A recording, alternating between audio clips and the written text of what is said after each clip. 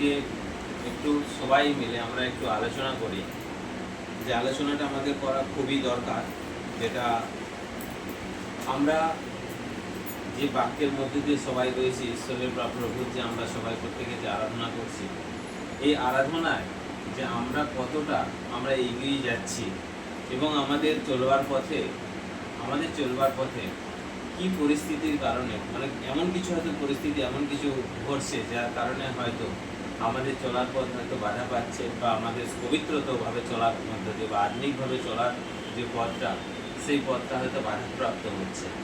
তো সেই বিষয়গুলোর দিকে আমাদেরকে কিন্তু খেয়াল রাখতে হবে। পরমেশ্বরের আদর্শ অনুসারে জীবনযাপন করাটা হচ্ছে সবথেকে শ্রেয়। আমরা প্রত্যেকেই জানি এখানে আমরা সবাই কিন্তু সমান, কেউ বড় নয়, কেউ ছোট নয়। কারণ পিতা পরমেশ্বর বা প্রভু যিশু তিনি আমাদেরকে এই শিক্ষাই দিয়েছেন ধরতির বুকে চলে, যে কেউই বড় নয়, কেউই ছোট নয়। তিনি যদি আজকে নিজেকে মনেই করতেন যে তিনি ঈশ্বরের পুত্র আর তোমরা হচ্ছে মানুষের সন্তান, তাহলে কিন্তু তিনি আপনার বাড়িতে খেতে যেতেন না, বা আমরা সেই কালে দেখেছি শিষ্যদের বাড়িতে যেতেন না, ফরিসীদের বাড়িতেও যেতেন না, বা ধর্মীয় পণ্ডিত ধর্মীয় নেতাদের বাড়িতেও যেতেন না। কিন্তু আজকে সবদিকে বড় একটা খোঁজখবর যেটা আমাদের কাছে, যে প্রভু যিশুর সঙ্গে আমরা চলছি, এটা আমাদের কাছে প্রভু যিশুর বাক্য অনুসারে যে চলছি বা আদর্শ অনুসারে যে আমরা চলছি, এটাই কিন্তু আমাদের কাছে কিন্তু একটা বিশাল বড় একটা কিন্তু প্রসঙ্গ। এটা কিন্তু বিশাল বড় প্রসঙ্গ। কিন্তু দেখুন, জীবনে চলার পথে আমরা এমনই কিছু প্রসঙ্গ বা এমনই কিছু আমরা যেন সিদ্ধান্ত না নিই, যেখানে পরমেশ্বরের অভিষেক বা আশীর্বাদ যেন আসতে আমাদের জীবনে বাধাপ্রাপ্ত না হয়ে পড়ে। এমনই কিছু চিন্তা, এমনই কিছু ভাবনা, এমনই কিছু ধারণা বা এমনই কিছু চর্চা যেগুলো আমরা না রাখি, যেখানে আমাদের ঈশ্বরের আশীর্বাদ আমাদের জীবনে আসতে না বাধাপ্রাপ্ত হয়। দেখুন, সবথেকে বড় প্রসঙ্গ আমি একটু আগেই যে কথাটা বললাম, যে আমরা কেউই কিন্তু বড় নয়, কেউই ছোট নয়, আমরা হচ্ছে সবাই সমান। মানি তো নাকি? শুধু হ্যাঁ নয়, শাস্ত্রের কথাকে যদি রাখতে হয়, পরমেশ্বরের যদি কথাকে যদি রাখতে হয়, এই হ্যাঁ যেন তোমাদের জীবনে হ্যাঁই হয়, এই হ্যাঁটা যেন আমাদের জীবনে, যেন প্রত্যেকের জীবনে যেন হ্যাঁ হয়, আর নাটা যেন নাই হয়। তো সেই পরিপ্রেক্ষিতে ঈশ্বরের আদর্শ মেনে চলাটা এবং ঈশ্বরের ইচ্ছা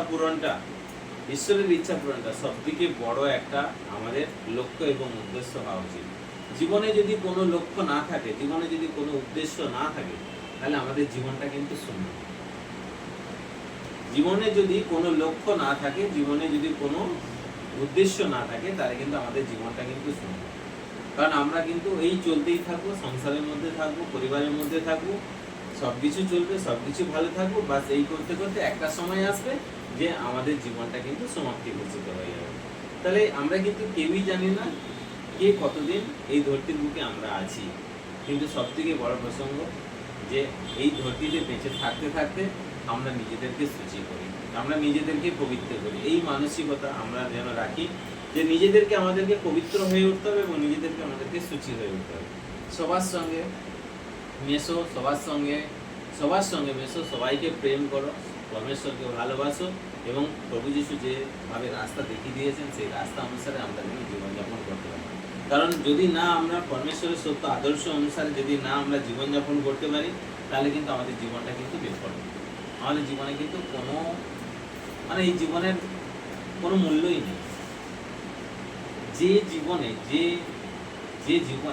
জ্ঞান নেই, মানে ঈশ্বরের সত্য জ্ঞান নেই, যে জীবনে সততা নেই, সেই জীবনে কিন্তু ঈশ্বরের রাজ্যেতে পৌঁছানো খুবই কঠিন বিষয়।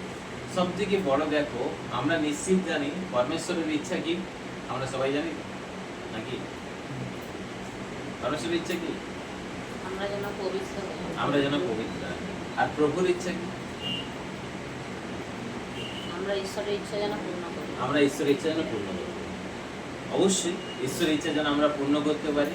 এবং প্রভুর সবথেকে একটা আভ্যন্তরীণ, যেটা নিজের সবথেকে নিকটবর্তী ইচ্ছা হচ্ছে, সবথেকে বড় ইচ্ছা, তোমার জন্য প্রভু ঘর বানিয়েছে। সেই ঘরেতে তুমি থাকবে।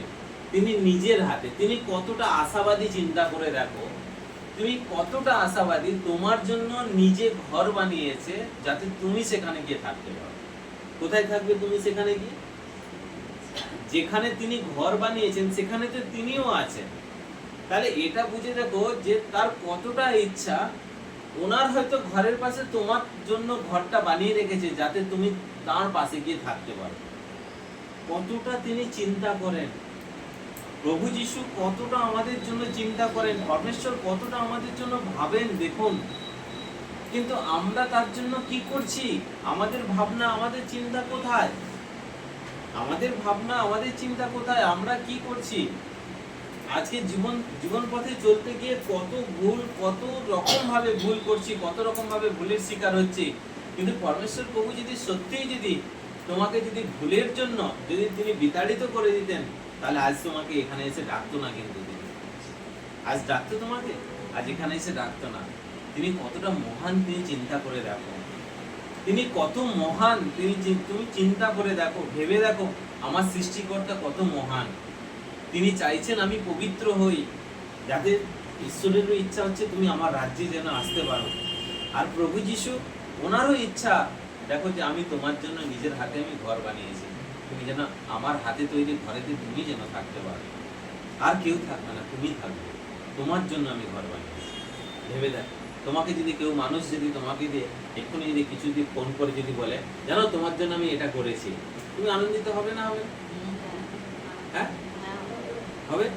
প্রভু যিশু আজকে পবিত্র শাস্ত্রান্তের মধ্যে দিয়ে আমাদের কাছে ফোন করে বলছেন, মানে হ্যালো করে বলছেন যে দেখো তোমাদের জন্য আমি ঘর বানিয়েছি। এমন মনে হচ্ছে আমার ঘরটা মনে হচ্ছে দেওয়াল থাকবে না, আমার তোমাদের দেখে মনে হচ্ছে কোথায় আনন্দ তোমাদের মধ্যে? তোমাদের মধ্যে দেখে মনে হচ্ছে যে আমার ঘরে মনে হয় দেওয়াল নেই, আমার ঘরে মনে হয় ছাদ নেই, আমার ঘরে মনে হয় এটা নেই, আমার ঘরে মনে হয় ওটা নেই। শুধু হ্যাঁই বলে যাচ্ছে যে হ্যাঁ প্রভু অবশ্যই আমার জন্য বানিয়েছেন। কিন্তু মনের ভেতরে একটা চিন্তা করছে কি, আমি কি যেতে পারবো? আমি কি যেতে পারবো নাকি? পৌল নিজে বলেছিল আমার মুক্তি হবে।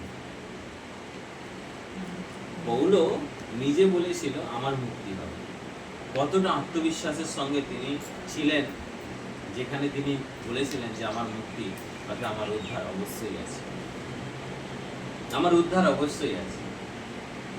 ভুলে যেও না শাস্ত্রের বাক্য। আমি গীত সংহিতাতে আসবো, কিন্তু তার আগে আমি একটা ছোট্ট একটা বাক্য আমি বলি, যেটা ফিলিপিয়ার সুসমাচারে থেকে নেওয়া। ফিলিপিয়ার সুসমাচারে যেখানে বাক্য বলছে যে আমার আনন্দ কোনোদিন শেষ হবে না, আমার আনন্দ কোনোদিন শেষ হবে না। কিন্তু দেখো আমাদেরকে মনে হচ্ছে ঘর থেকে কেউ পিটিয়ে এখানে পাঠিয়েছে, আমাদেরকে ঘর থেকে হয়তো কেউ তাড়িয়ে এখানে পাঠিয়েছে, আমাদেরকে দেখে মনে হচ্ছে আমরা মনে হয় বহুত ঠেলায় পড়ে এখানে এসেছি, খুব বেসারের মধ্যে এখানে এসেছি, জোর করে মনে হচ্ছে পরমেশ্বর তোমার কান ধরে নিয়ে এসেছে এখানে, নাকি এরকমই তো পরিস্থিতি নাকি? এই জন্য আমাদের মধ্যে খুশি নেই, এই জন্য আমাদের মধ্যে আনন্দ নেই। কিন্তু শাস্ত্র বলছে আমাদের জীবনে আনন্দ কোনোদিন শেষ হবে না, আমাদের জীবনে আনন্দ কোনোদিন শেষ হবে না। কিন্তু আমাদের দেখো জীবন পথে চলতে গিয়ে এমনই পর্যায়ের মুখোমুখি হই, যেখানে আমাদের হাসতে গিয়েও আমাদের চোখ দিয়ে জল চলে আসে। যেখানে হয়তো দেখা যায় আমাদের মধ্যে হয়তো কিছু হয়তো ভাবনা, কিছু চিন্তা আমাদেরকে হয়তো অশ্রুধারা আমাদেরকে বইয়ে দিচ্ছে, কিছু ভাবনা চিন্তা। কিন্তু কেন আমরা কাকে নিয়ে সব থেকে বেশি চিন্তা করি? এই জিনিসটা যদি আপনি বুঝতে পারেন, তাহলে আপনাদের জীবনে আনন্দ কোনোদিন শেষ হবে না, কোনোদিন শেষ হবে না। কথাগুলো ছোট হলে কি হবে, কিন্তু এর মধ্যে অনেক গুরুত্ব আছে। আপনি কাকে নিয়ে সব থেকে বেশি আনন্দিত হতে চান? কাকে নিয়ে? সত্যি কেউ বলছে যে আমি আমার বউকে নিয়ে বেশি আনন্দিত থাকতে চাই, কেউ বলছে আমি আমার স্বামীকে নিয়ে আনন্দিত থাকতে চাই, কেউ বলছে আমার ছেলেপুলেকে নিয়ে আমি আনন্দিত থাকতে চাই, নাকি বলো? সবাই বলে ছেলেকে নিয়ে থাকো, স্বামীকে নিয়ে থাকো, তারই মধ্যেই থাকতে হবে। ওই জন্যই বললাম আমি, কেউ বলে না, আপনাদেরই এটা ভাবনা, ভেতরের ভাবনা, এটা আপনাদেরই ভেতরের ভাবনা। আমি আমার পরিবারকে নিয়ে আমি আনন্দিত থাকবো, আমি ওটাই বর্ণনা করে বলেছি আমি বউকে নিয়ে ভালো থাকবো। কেউ বলছে আমি স্বামীকে নিয়ে ভালো থাকবো, কেউ বলছে আমি স্ত্রীকে নিয়ে ভালো থাকবে, স্ত্রী নয় স্ত্রী, ঠিক আছে? কেউ বলছে বাচ্চা কাচ্চা নিয়ে ভালো থাকবে। এই তো হচ্ছে জীবন। জাগতিক বিষয়ে একটা জিনিস ভালো করে মনে রাখবেন, জগৎ নিয়ে আপনি আনন্দিত থাকার চেষ্টা করবেন, জাগতিক বিষয়ে আপনি নিজেকে যদি খুশি রাখার চেষ্টা করেন, আপনার চোখ থেকে জল পড়বেই পড়বে। আর যদি ঈশ্বরকে নিয়ে আনন্দিত থাকার চেষ্টা করেন, আপনার জীবন থেকে খুশি আর কেউ ছিনিয়ে নিতে পারবে না, কেউ ছিনিয়ে নিতে পারবে না। আপনি যতই প্রবলেমের মধ্যে পড়ুন, যতই যে সমস্যার মধ্যে থাকুন না কেন, যদি আপনি ঈশ্বরকে নিয়ে আনন্দিত থাকতে পারেন, এই নয় যে ঈশ্বরকে নিয়ে আনন্দিত থাকার মানে এই নয় যে আমি উপাসনা গৃহে 24 ঘন্টা বসে থাকবো, আমি আমার সাংসারিক সব কর্ম সবকিছু বন্ধ করে দিয়ে আমি শুধুমাত্র বাইবেলটা নিয়ে বসে রইলাম। এর মধ্যে দিয়ে তুমি কি প্রমাণ করবে? কিছু নয়। তোমাকে কর্ম করতে হবে, মানুষের সঙ্গে মিশতে হবে, মানুষকে ভালোবাসতে বলেছে। মানুষকে ভালোবাসবো কি করে? তার সঙ্গে যদি না আমি না মিশি, তাকে আমি ভালোবাসবো কি করে? কিন্তু সেইখানে বলছে যে জাগতিক বিষয়ে যদি তুমি মাতোহারা হয়ে থাকো, তুমি কোনোদিন মানে এই আনন্দটা চিরকাল তোমার মধ্যে থাকবে না। কিন্তু ঈশ্বরকে নিয়ে তুমি আনন্দিত হও, ঈশ্বরকে নিয়ে তুমি খুশিতে থাকো, তোমার জীবন থেকে আনন্দ কেউ ছিনিয়ে নিতে পারবে না। কারণ শাস্ত্রেতে লেখাই রয়েছে এই জীবনে আনন্দ কোনোদিন শেষ হবে না। কিন্তু আমাদের মধ্যে আনন্দ কেন ফিকা পড়ে যাচ্ছে? আমাদের মধ্যে আনন্দ কেন ফিকা পড়ে যাচ্ছে বলো? ফিলিপিয়ার সুসমাচারে 1 অধ্যায়ে 19 বাক্যেতে লেখাই আছে এটা, যে আমাদের আনন্দ কোনোদিন শেষ হবে না। কিন্তু আমাদের মধ্যে আনন্দ কেন শেষ হয়ে যাচ্ছে? এই কথাটা আমি প্রত্যেকটা জায়গাতে বলছি, কারণ মানুষকে দেখা যায় যখন মণ্ডলীতে তারা আসে, তাদের মধ্যে এতটাই উদাসীন চেহারা, যে চেহারা দেখে হয়তো পরমেশ্বর কি মুগ্ধ হবে। পরের থেকে বাইবেল যখন নিয়ে আসবে, সঙ্গে ছোট্ট একটা আয়না কিনে নিয়ে আসবে মণ্ডলীতে আসার সময়। না, ওটা সঙ্গে রাখবে যতদিন না পর্যন্ত, ওই যেমন ভাবে দাঁত বের করছে ততদিন না, যতদিন না পর্যন্ত অন্তরে আনন্দিত হও, ততদিন পর্যন্ত বাইবেল যখন পড়বে, প্রার্থনা করবে, তখন এরকম দেখবে যে নিজের ফেসটা দেখবে যে আমি কি করছি। সত্যি কি পরমেশ্বর আমাকে এই গোমড়া মুখে বসার জন্যই কি আমাকে এখানে ডেকে পাঠিয়েছে? পরমেশ্বর কি আমাকে এখানে এইরকম উদাসীন চেহারা দেখার জন্য ডেকে পাঠিয়েছে? আমাদের জীবনে আমাদের আত্মবিশ্বাস কোথায়? আমাদের আত্মবিশ্বাস কোথায় যে আমরা পিতা পরমেশ্বর যে তিনি আমাদেরকে এখানে ডেকে পাঠিয়েছেন, কিসের জন্য ডেকে পাঠিয়েছেন? আমাদের জীবনে থাকা সমস্ত দুঃখ দুর্দশা থেকে দূর করে, যাতে তুমি ওনাকে নিয়ে, তোমার সৃষ্টিকর্তাকে নিয়ে যাতে তুমি আনন্দিত থাকতে পারো, তার জন্য তোমাকে এসে এখানে ডেকে। কিন্তু আমরা কি করি? আমরা কি করি বলো? কি নিয়ে আনন্দিত করি? তোমার কাছে যদি একটা সুন্দর একটা বার্তা যদি আসে, সুন্দর যদি একটা বাক্য যদি আসে, তাতে তুমি যতটা আনন্দ বোধ করো, তাই না? যতটা আনন্দ বোধ করো, আর যদি 6 টাকায় 1 কোটি লেগে যায়,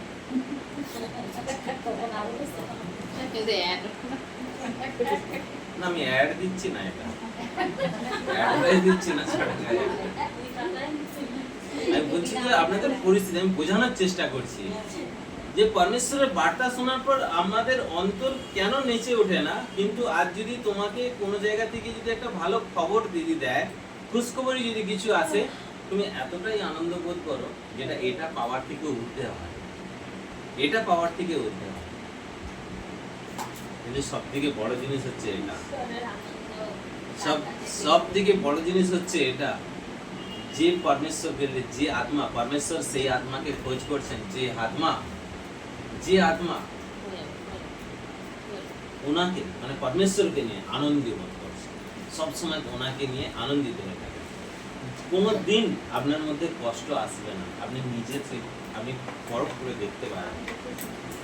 কিন্তু যখনই দেখবেন জাগতিক বিষয় নিয়ে আপনি নিজের মধ্যে যখন মাতোয়ারা হয়ে যাবেন না, তখন দেখবেন জাগতিক বিষয় নিয়ে যদি আনন্দিত হওয়ার চেষ্টা করেন, আপনার মধ্যে দুঃখ আসবেই আসবে, দুঃখ আসবেই আসবে। সেই জন্য একটা বাক্যের মধ্যে দিয়ে বলেছিলাম যে মরুভূমিতে একজনই সফল, সে হচ্ছে উট। মরুভূমিতে একজনই সফল, সে হচ্ছে উট, আর কেউ সফল না, কেউ চলতে পারে না। আপনি যদি যান আপনাকে উঠে সাহারা ছাড়া আপনাকে এই পার থেকে ওই পারে যেতে পারবেন না। একজনই সফল, সে হচ্ছে। কিন্তু চিন্তা করে দেখো, যেই দিন আপনি আপনার হৃদয়কে মরুভূমি বানাতে পারবেন না, সেই দিন আপনার হৃদয়ে একদমই রাজ করবে, তিনি হচ্ছেন আপনার সৃষ্টিকর্তা। যেই দিন আপনি আপনার হৃদয়কে মরুভূমি বানাতে পারবেন, সেই দিন আপনার হৃদয়ে একজনই রাজ করবে, সে হচ্ছে আপনার সৃষ্টিকর্তা। আপনার হৃদয়তে বহু লোক রাজ করছে। লোভ, লালসা, কামনা, বাসনা, হিংসা, বিদ্বেষ, দলাদলি, হাবি জাবি যা কিছু আছে, যেগুলো আপনাদের হৃদয়কে পুরোপুরি ভাবে আপনার হৃদয়কে আবর্জনার ডাব্বা বানিয়ে রেখে দিয়েছে। আবর্জনার ডাব্বা বানিয়ে রেখে দিয়েছে। আজকে বলো, সাপোজ মনে করো আমি যদি আপনাকে কোনো একটা কথা বলছি, আমি জানি আপনি একটা, সাপোজ মনে করো প্রেমকে আমি কোনো কথা বলছি, আমি জানি পলাশ হচ্ছে ও সব কথা শোনার জন্য প্রস্তুত। আমি একটি প্রেমকে যখন বলছি, প্রেমও কিন্তু জানে ও সব কথা শোনার জন্য প্রস্তুত। আমি কিন্তু জানি ও সব কথা বলার জন্য প্রস্তুত, শোনার জন্য প্রস্তুত। আমি প্রেমকে যখন একটা কথা বলছি, প্রেম এই কথাটা এই অমুক একে যখন একটু বোঝানোর চেষ্টা করছি, এই তখন যে বলছে দেখো পলাশকে যে বলো, কেন এ জানে ওটা কেচড়ার ডাব্বা হয়ে গেছে। আমাদের হৃদয়টা কেন আমরা এইরূপ আবর্জনার ডাব্বা হিসাবে পরিচয় দিচ্ছি? কিছু মনে করে না, ঠিক আছে? এটা উদাহরণ দিচ্ছি, কিছু মনে করো না, ঠিক আছে? এটা উদাহরণ। আমরা এটা বলি, আমরা সাধারণত এটা বলি, একে যখন কোনো কিছু কথা বলতেছি, বলছে না ওকে দিয়ে বলো। কেন? কিসের জন্য? কিসের জন্য বলো? ভালো জিনিসটা যখন কিছু হয় তখন বলছে আমার মধ্যেই থাক, খারাপ জিনিসটা যখন হচ্ছে ওকে দিয়ে বলো। আমাদের হৃদয় এই জন্যই বলছি, তার মানে কি এও জেনে গেছে, আমিও জেনে গেছি ওটা ক্যাচড়ার ডাব্বা। ওর হৃদয়ে সবকিছুটাই পুরো ক্যাচড়ার ডাব্বা হয়ে গেছে। সেজন্য ওর কাছে যদি যাও ও গ্রহণ করে নেবে, কিন্তু আমি গ্রহণ করবো না। এই বলছে আমি গ্রহণ করবো। আমাদেরকে এই জন্যই বলছে আমাদের হৃদয়টাকে না মরুভূমির বানাতে হবে। লোভ, লালসা, কামনা, বাসনা, হিংসা, বিদ্বেষ কোনো কিছুই যেন আমাদের হৃদয়ের মধ্যে না থাকে।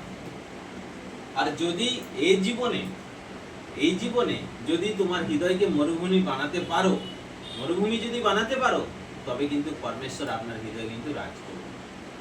আর নচেত কিন্তু ঈশ্বরকে পাওয়া আর ঈশ্বরের রাজ্যে যাওয়া, ঈশ্বরের ইচ্ছা পূরণ, পবিত্র হওয়া, প্রভু যিশু যে স্বর্গরাজ্যে যে আমাদের জন্য ঘর বানিয়েছেন, এটাতে যাওয়া, সবকিছুটাই কিন্তু আমাদের কাছে একটা স্বপ্ন হয়ে রয়ে যাবে। বাস্তবে আর পরিবর্তিত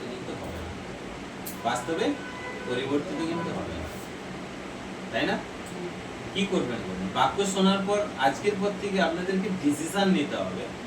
মণ্ডলীতে বসে, আরাধনা গৃহেতে বসে আমরা যখন বাক্য শুনবো, সেই বাক্য শোনার পর আমার হৃদয় যেন কি হয়? নিচে, আমার হৃদয় যেন আনন্দে যেন নিচে উঠছে। জাগতিক একটা কোনো খবর এলো, তাতে আপনার হৃদয় যতটা আনন্দ বোধ করবে, তার দ্বিগুণ যেন আপনি বাক্য শোনার পর আপনার হৃদয় যেন তার থেকে বেশি আনন্দ।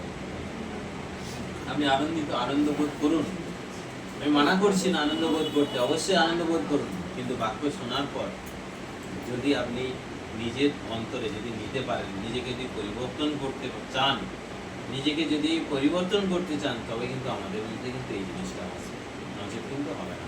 কারণ ওখানে 19-এর বাক্যেতে লেখাই রয়েছে, 1 অধ্যায় 19-এর বাক্যেতে লেখাই রয়েছে যে মানুষের প্রার্থনা, পৌল নিজে বলছে যে আমার শেষ ফল হবে মুক্তি। সে নিজে বলছে, তার আত্মবিশ্বাস হবে না, আমার শেষ ফল হবে মুক্তি, আমার শেষ ফল হবে মুক্তি। তাহলে সেখানে বলছে যে এটা সম্ভব শুধুমাত্র কিসের জন্য জানো?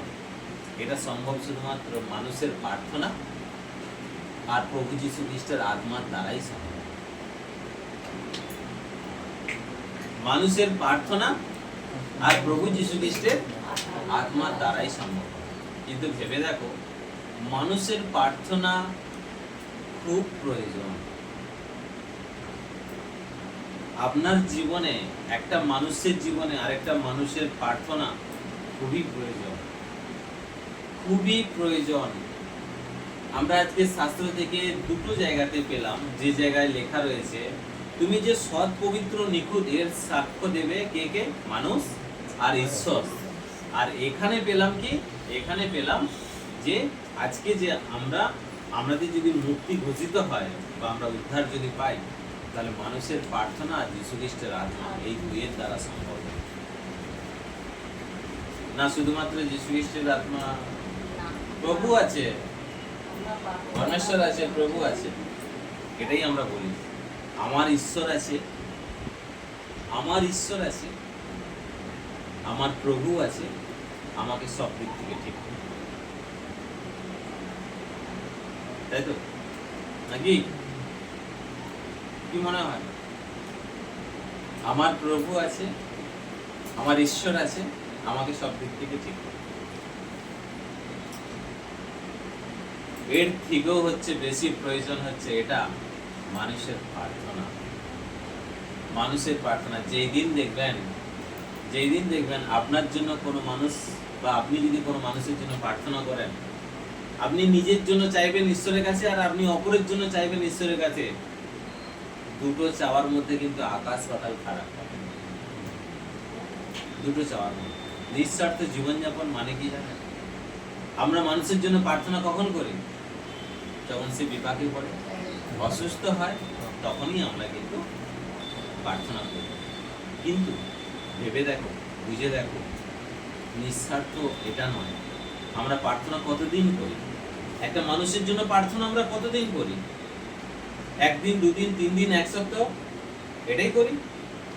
কিন্তু কোনোদিন আমরা নিজের প্রার্থনা স্টপ করে অপরের জন্য প্রার্থনা আমরা জারি রেখেছি? আমি চাই প্রভু, আমার পাশে বসে থাকা এই সন্তান, তোমারই তো সন্তান প্রভু, একে তুমি আত্মিকভাবে বাড়িয়ে তোলো প্রভু, আমি চাই।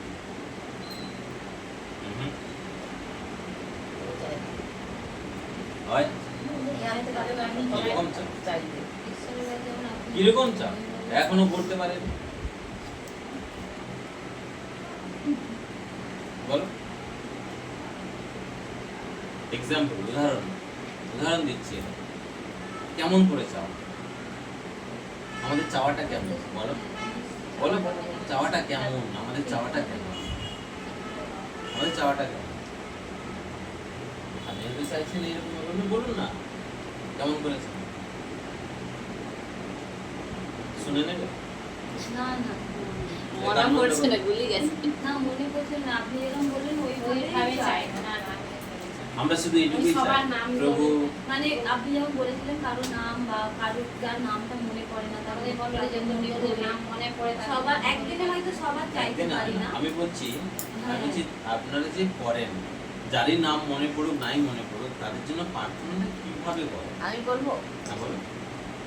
আমি বলি ঈশ্বরের কাছে যে তুমি যে আমাকে সুন্দর যে ঈশ্বর তোমার সুন্দর প্রার্থনা মণ্ডলী দিয়েছো, এর জন্য ধন্যবাদ। এই প্রার্থনা মণ্ডলীতে যে তোমার সন্তানেরা আসছে, এদের বাইবেল যে পড়ার প্রতি এদের আগ্রহ শক্তি তুমি বাড়িয়ে তোলো এবং বাইবেলকে বোঝবার ক্ষমতা শক্তি তুমি দাও এবং ওদের আত্মিক দিকে ওদের বাড়িয়ে তোলো এবং জ্ঞান বুদ্ধি শক্তি সাহস দাও ওদের মধ্যে। আর আমরা যেন সবাই কার জন্য করো? সব মানে প্রত্যেকের জন্যই করবো। কোথায়? আমি তো এগোই, হ্যাঁ আমি তো এগোচ্ছি। এরকম বলি কোথায়? তুমি যে প্রার্থনা করলে বলছো, তাহলে আমরা কোথায় এগোচ্ছি? কোন সময় মনের ভেতরে এটা নিয়ে এসেছে? আমি কেন বলছি জানো তো? রোজ আমরা প্রার্থনা করছি ঈশ্বরের কাছে, কিন্তু কোনোদিন আমাদের হৃদয় কেঁদেছে যে আমি রোজ ঈশ্বরের কাছে প্রার্থনা করছি, কিন্তু মানুষগুলোকে দেখে আমার এতটুকু কষ্ট হয় কি? এটা তো ভাবনা হয়েছে বলে প্রার্থনাটা। ভাবনা নয়, ভাবনা নয়। মণ্ডলীতে বসে শুধু মানুষগুলো, শুধু যদি সত্যিকারে তোমার হৃদয় যদি চেয়ে থাকে না, তাহলে মানুষগুলোর শুধু চেহারাগুলো, ফেসগুলোকে দেখো। যে আমি তো ঈশ্বরের কাছে রোজ চাইছি এদের জন্য, কিন্তু কেন এই মানুষটা করছে, কেন এই মানুষটা করছে, কেন এই মানুষটা করছে, কেন এই মানুষটা করতে পারছে না এখনো পর্যন্ত? আমি তো রোজ চাইছি, কিন্তু আমার প্রার্থনার মধ্যে কিছু কমই রয়েছে। আমি হয়তো মনে করছি ঠিক আছে, আমি তো ঈশ্বরের কাছে প্রার্থনা করছি, কিন্তু নিজে যদি না ঠিক হয়, এটাও হতে পারে। এটা তো একটা পয়েন্ট হতে পারে যে আমি ঈশ্বরের কাছে প্রার্থনা করছি, কিন্তু তুমি যদি না নিজে ঠিক হও, কিন্তু তোমার প্রার্থনা যদি স্ট্রং হয় না, ওনাকে ভুল পথ থেকে হলেও তুমি যদি মুখে কমেন্টস নাও করো, ভুল পথ থেকে ফিরে আসবেই আসবে। হালেলুয়া। কিন্তু হ্যাঁ, তোমার আত্মা যদি চায়, তোমার দেহ চাইলে হবে না। তোমার আত্মা যদি চায়, সত্যিকারে যদি এনাকে চায়, এনাকে চায়, এনাকে চায়, এনাকে চায়, এনাকে চায়, এনাকে চায়, তোমার আত্মা যদি চায়, কিন্তু আমরা কোনো সময়ের জন্য আফসোস করি না, আফসোস করি না, আমরা কোনো সময়ের জন্য আমরা আফসোস করি না যে আমি রোজ প্রার্থনা করছি সবার জন্য, কিন্তু এই মানুষটা কেন করছি, এই মানুষটা কেন করছি। এটা কিন্তু বলছো, এটা কিন্তু আমি মানে আমার খুব মনে কিন্তু এটা লাগে, মনে হলে হবে না, মনে এটা আমি হলে হবে। ভাবি যে সত্যিকারের আমি এত প্রত্যেকদিন প্রার্থনা করি, যে বিষয়টা যে বলছো ওটা কিন্তু আমি ভাবি যে আমার কি প্রার্থনা তাহলে আমি ঠিকঠাক করতে পারছি না, আমার কথা কি প্রভুর কাছে যাচ্ছে না, এরকমও আমি ভেবেছি। ভাবলে হবে, ডিসকাশন করতে হবে, শুধু ভাবলে হবে, জানতে হবে, সঠিক রাস্তাটা জানতে হবে। শাস্ত্রের কিরকম বাক্য, কিরকম করে শাস্ত্রের বাক্য হচ্ছে কিরকম ভাবা না, শুধু ভাবা না। দেখো এইরকম প্রার্থনা হচ্ছে এইরকমই হবে, প্রভু নিঃস্বার্থ মানে নিঃস্বার্থ প্রার্থনা কি না, যেদিন তুমি নিজের জন্য প্রার্থনা করা ভুলে যাবে,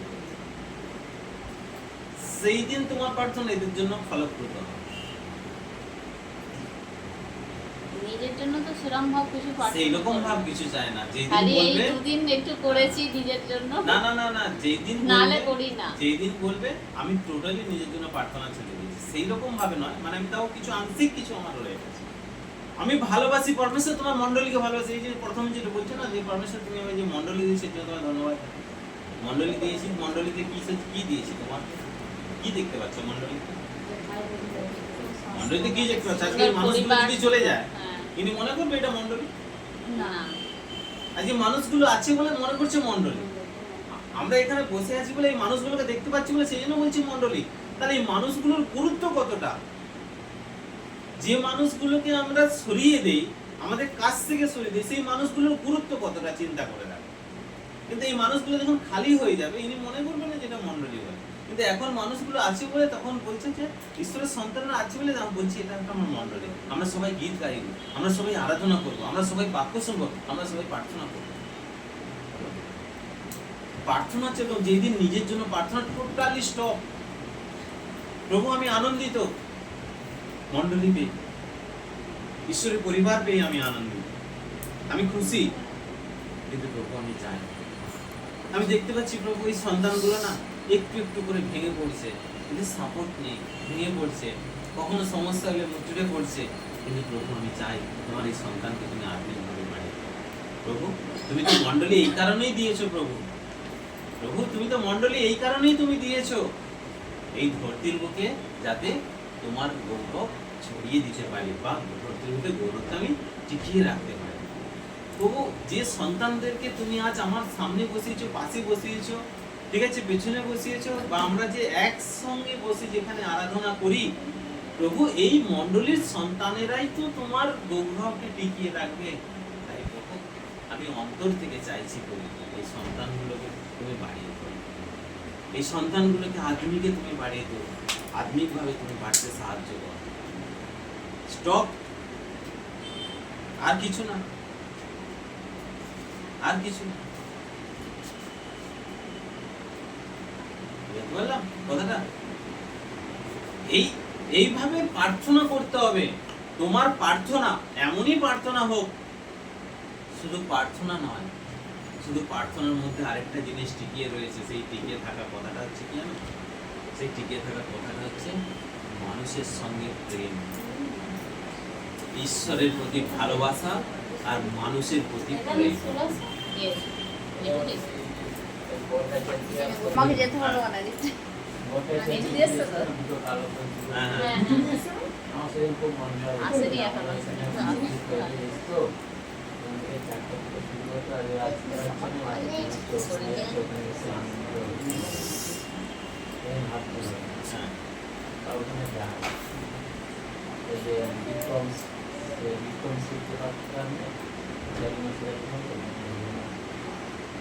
শাস্ত্রতে লেখাই রয়েছে যে যেখানে যাও আনন্দ পাবে, কোনো অসুবিধা নেই। কিন্তু সব থেকে বড় জিনিস হচ্ছে নিজেকে গড়ে তোলাটা হচ্ছে সবথেকে বড়। নিজেকে গড়ে তোলা।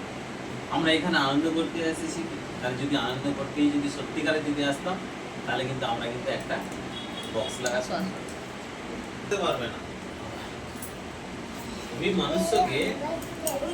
মানুষকে কোনো কিছু দিয়ে তুমি আটকাতে পারবে না। মানুষ যদি সত্যিকারের যদি সেই সময় যদি মসিকে যদি মেনে নিতে পারত, তাহলে মসি যখন পর্বতে গিয়েছিল তখন এসে কিন্তু এরা নিজেদের মতো করে করতো না। নিজেকে স্থির রাখা আর সব থেকে বড় জিনিস হচ্ছে নিজেকে স্থির রেখে পরিবর্তন করাটা সব থেকে বড়। তুমি কোথায় গেলে, কোন কেন্দ্রে গেলে, কোথায় গিয়ে আনন্দ করেছো, কি বৃত্তান্ত, এইসবের কোনো কিছু মতলব থাকবে না। থাকবে প্রভু যিশু যখন আসবে তখন তোমাকে জিজ্ঞাসা করবে না তুমি কোন মণ্ডলীতে গিয়েছি। প্রভু যিশু যখন আসবে তুমি শিক্ষা অর্জনের জন্য কোথায় গিয়েছি, তোমাকে এসে দেখে তুমি পরিবর্তিত কিনা, এটাই কিন্তু দেখবে সব থেকে বড় কিছু। আর সব থেকে বড় জিনিস হচ্ছে মানুষকে যদি তুমি ভালোবাসতে পারো, মানুষের প্রতি প্রেম যদি তুমি রাখতে পারো, তবে কিন্তু এটা সম্ভব। যে প্রার্থনাটা আমি যেভাবে বললাম, তো ওটা করাটা তবেই সম্ভব, নচ্ছে তো অসম্ভব। মানুষকে যদি না তুমি ভালোবাসতে পারো, যদি না তাকে তুমি প্রেম করতে পারো, তুমি অন্তর খুলে তার জন্য তুমি প্রার্থনা করতে পারবে। অন্তর খুলে তুমি কোনোদিন কোনো সময়ের জন্য তুমি প্রার্থনা করতে পারবে না মানুষকে যদি ভালোবাসতে পারো। এই একটু আগে যে কথাটা বললাম, হৃদয়কে যদি না তুমি মরুভূমি বানাতে পারো, সেই হৃদয়ে কিন্তু পরমেশ্বর থাকবে। যে হৃদয় মরুভূমি বেনেছে সেই হৃদয়ে পরমেশ্বর রয়েছে, একবার তুমি তোমার হৃদয়কে মরুভূমি বানিয়ে দেখো, ঈশ্বর তোমার হৃদয়ে বাস করবে। যেখানে শাস্ত্রেতে লেখা রয়েছে, প্রভু যীশু খ্রিস্ট তিনি বলেছেন, বা পরমেশ্বর পিতা তিনি বলেছেন, আমি তোমার সঙ্গে থাকবো, তোমার সঙ্গে ঘুরবো, তোমার সঙ্গে ফিরবো, তাই না? এই অপশনটা কেন মিস করছো? এই সুযোগটাকে কেন মিস করছো? দেহেতে বেঁচে থাকতে থাকতে এটা সম্ভব, এটা সম্ভব। কত মানুষ এখনো পর্যন্ত জানেই না যে ঈশ্বরের সঙ্গে সংযোগের মধ্যে, এই দেহেতে ঈশ্বরের সঙ্গে সংযোগের মধ্য দিয়ে আজও পর্যন্ত ঈশ্বরের সঙ্গে, এখন এই আত্মার মধ্যে দিয়ে ঈশ্বরের সঙ্গে কথা বলা যায়, বা ঈশ্বর আমাদের অন্তরে অনুভূতি জাগাতে পারে। কত মানুষ জানে।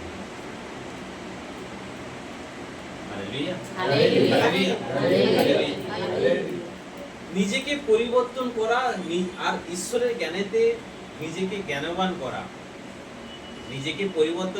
ঈশ্বরের জ্ঞানেতে জ্ঞানবান করে নিজেকে বাড়িয়ে তোলা, এটা হচ্ছে কিন্তু সব থেকে বড় বিষয়। কিন্তু জীবনে যদি না কোনো লক্ষ্য থাকে, কোনো উদ্দেশ্য থাকে, তুমি কোনোদিন সফল হতে পারবে। তুমি উদ্দেশ্য ফিক্স করো, লক্ষ্য ফিক্স করো, তোমার চলার পথ আরো সুন্দর হয়ে যাবে। কিন্তু বিনা উদ্দেশ্যে আমরা ঘুরে বেড়াচ্ছি, বিনা উদ্দেশ্যে আমরা চলছি। 15 দিন পর প্রার্থনা হবে, শুক্রবার 15 দিন পর প্রার্থনা, আমরা আসছি এখানে প্রার্থনা করছি, আবার 15 দিনের জন্য ওয়েট করতে হবে। নিজেদের মতো করে আমরা বাইবেল পড়ি, প্রার্থনা করি, এইভাবেই আমরা দিন কাটাই। কিন্তু ঈশ্বরের সন্তানদের সঙ্গে যে এই যে প্রেম, বা ঈশ্বরের সন্তানের সঙ্গে যে ভালোবাসা, কোথায় আমাদের মধ্যে সেই প্রেম, কোথায় ভালোবাসা, সেটা কোথায় প্রেম, কোথায় ভালোবাসা বলো? আজকে তুমি চিন্তা করে দেখো, পরমেশ্বর যখন লিলিকে বলেছিল যে তুমি এই শহর ছেড়ে চলে যাও, তখন ওনার মনের ভেতরে না একটা চিন্তা শুরু হলো যে আমি তো চলে যাব, এখানে আমার উপার্জন রয়েছে, খাবার দাবার রয়েছে, সবকিছু আমার ঠিকঠাক ভাবে চলছে। কিন্তু তুমি যে বলছো শহর ছেড়ে চলে যেতে, তাহলে আমি যদি চলে যাই ওখানে আমাকে খাবার জোগান দেবে কে? আমি খাবো কি সেখানে গিয়ে? পরমেশ্বর বলছে তুমি খাবারের চিন্তা করো না, তোমাকে আমি যেতে বলেছি, তুমি যাও, কারো না কারোর মধ্যে দিয়ে আমি ঠিক খাবার পৌঁছে দেবো,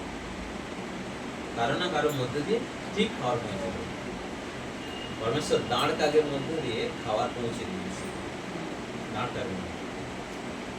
আরে তোমরা চিন্তা করো না, তোমাদের কাছে দাঁড় কাক আসবে, খাবার নিয়ে আসবে, মানুষই আসবে। প্রভুই আসবে, স্বর্গদূত আসবে,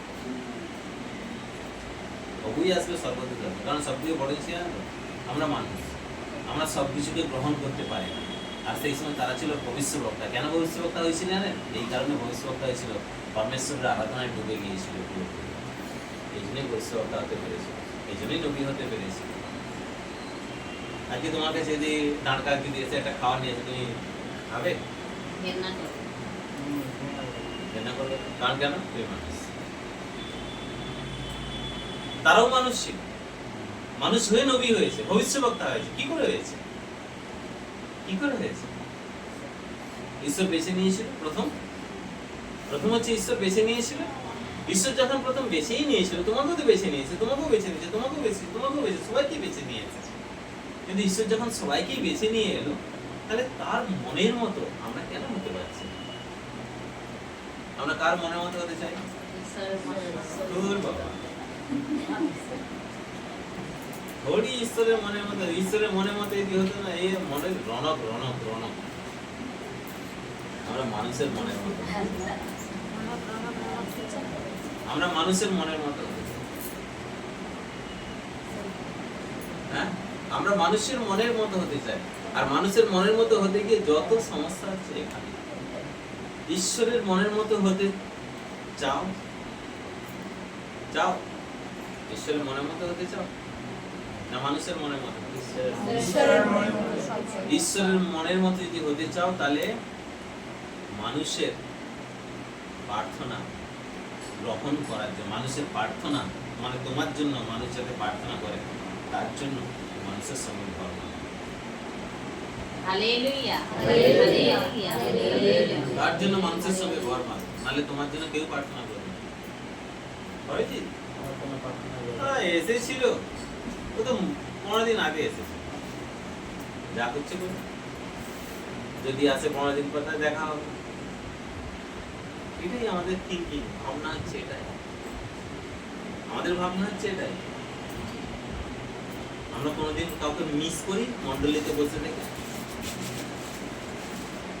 মিস করা মানে এইটা নয়, ওই শরম আজকে কেন এলো না, এটা মিস করা না।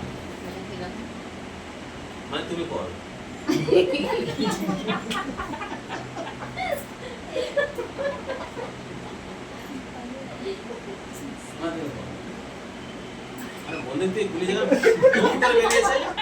মানে আমি আগে টার্গেটে রেডি ছিলাম যে গুলি মারবো। যাই হোক, মিস করা মানে হচ্ছে প্রার্থনা শেষে আজকে আমি বাক্য শুনলাম, সাপোজ মনে করো শর্মা এলো না বা প্রেম এলো না, ঠিক আছে, বাক্য আমি বললাম, আমি আমার কথা বললাম, অন্যটা ভেবে নিতে পারবো। আজকে বাক্য হয়তো বলার মধ্যে দিয়ে এমনই হয়তো কত সুন্দর বাক্য হয়তো বেরোলো, বা পরমেশ্বর আমাদের শোনালেন বাক্য সুন্দরভাবে, সব কিছু আমরা জানতে পারলাম। প্রার্থনা শেষে ভাবছি প্রেম এলো না, শরম এলো না, মিস হয়ে গেল। ভালো জিনিসটা পেও না, এটাকে বলে মিস। ওটাও ভাবি, ওটাও মনে ও পিঙ্কি দি শর্মা কেন আছে না, শর্মা শরীর খারাপ। ও আচ্ছা ঠিক আছে, শরীর খারাপ হলে আর কি করবে, বাইরে বৃষ্টি হচ্ছে কি করবে, এটাই করি আমরা। এটাকে মিস করা বলে না, এটাকে মিস করা বলে না। মিস করা হচ্ছে এটা, যাকে আমি বাক্য শুনলাম, আমার পাশে বসে থেকে যে রোজ বাক্য শুনেছে আজকে শুনতে পেল না, এটাকে বলে মিস করা। করি আমরা। আপনি বাক্যগুলো বলছেন, আমি বারবার দেখি বাক্যগুলো হয়ে যাচ্ছে পিয়ার আসছে না, বাক্যগুলো শুনতে পাচ্ছি না। কতটা ওটা এখন হচ্ছে। না না আমি বারবার বলে যাচ্ছি পিয়াস অনেকক্ষণ থেকে পিয়ার কথা ভাবি, বাক্যগুলো হয়ে যাচ্ছে বারবার শুনতে। বারবার নাম ধরে হচট খাবে। Hallelujah, hallelujah, hallelujah. দেখো, হামেশা চেষ্টা করো। আমি এতগুলো কথা কেন বলছি, এই কারণে আমি এতগুলো কথা বলছি, তোমার জন্য যেন প্রত্যেকটা মানুষ যেন প্রার্থনা করে। কারণ শাস্ত্রেতে লেখাই রয়েছে, মানুষের প্রার্থনা আর যীশু খ্রিস্টের আত্মা, এই দুটোর মধ্যে দিয়ে তোমার মুক্তি হবে, মধ্য দিয়ে তোমার মুক্তি হবে, মানুষের প্রার্থনা আর যীশু খ্রিস্টের আত্মা। আর আমরা প্রত্যেকে নিজেদেরকে বলি যে প্রভু যীশু আছে, পরমেশ্বর আছে, আমার কাউকে প্রয়োজন নেই। কাউকে প্রয়োজন নেই। প্রভু যিশু আছে, পরমেশ্বর আছে। প্রভু বলছে যে তুমি যাকে নিয়ে গর্ব করছো আমি তোমার মধ্যে নেই। যাকে নিয়ে তুমি গর্ববোধ করছো, যাকে নিয়ে তুমি এত হল্লা করছো যে আমার পরমেশ্বর আছে, আমার প্রভু আছে, আমার কাউকে প্রয়োজন নেই, পরমেশ্বর হচ্ছে আমি নেই তোমার, তুমি নিজে যতই চিৎকার করো কিছু হবে না। এই জন্যই বলছে একটা মানুষ তোমার জন্য কি করতে পারে আপনি কল্পনা করতে পারবেন না। একটা মানুষ আপনার জন্য কি করতে পারে আপনি কল্পনা করতে পারবেন না, যদি তার সঙ্গে যদি সুন্দরভাবে ঘর বাঁধতে পারে।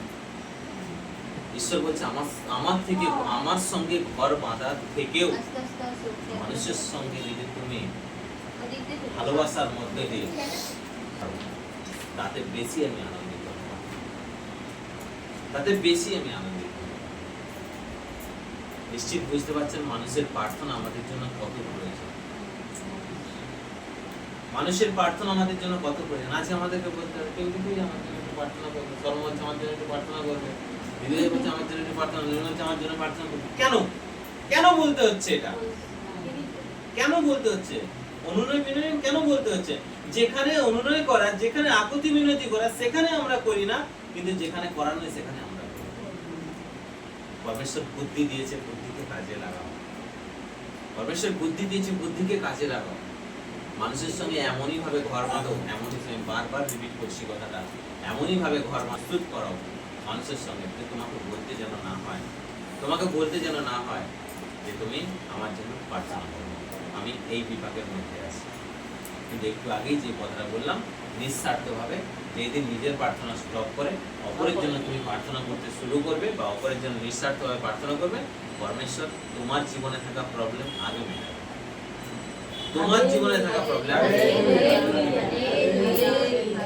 যেদিন পরমেশ্বর দেখতে চাইছে যে কোন আত্মা আরেকটা আত্মাকে চাইছে, কার জন্য চাইছে? আমার রাজ্যের জন্য চাইছে, আমার রাজ্যের জন্য চাইছে। কিন্তু আমরা প্রার্থনা করি কি? নিজের জন্য। তোমার জন্য যদি আমি প্রার্থনা করি বা একে অপরে যখন প্রার্থনা করছি আংশিক কিছুটা, ভালো রেখো প্রভু, সুস্থ রেখো, স্বাভাবিক রেখো, এটা রেখো। এই যেমন একটু আগে এক্সাম্পল দিলে, উদাহরণ দিলে, প্রভুকে জ্ঞান দাও, বুদ্ধি দাও যেন বাড়তে পারে, এটা পারে, ওটা পারে, সেটা পারে। আরে রোজ করছি প্রার্থনা, প্রভু জ্ঞান দাও, বুদ্ধি দাও, সামর্থ্য দাও, কিন্তু কাল এসে কেন আমি এনাকে এসে দেখে বুঝতে পারছি না, কেন আমার আফসোস হচ্ছে না, এই আফসোসটা কেন হচ্ছে না প্রেম এখনো পর্যন্ত কেন করে? এটা হচ্ছে আজ যদি আমি দেখে যাই প্রেমকে, দেখবো প্রেম এখনো পর্যন্ত কেন হচ্ছে না।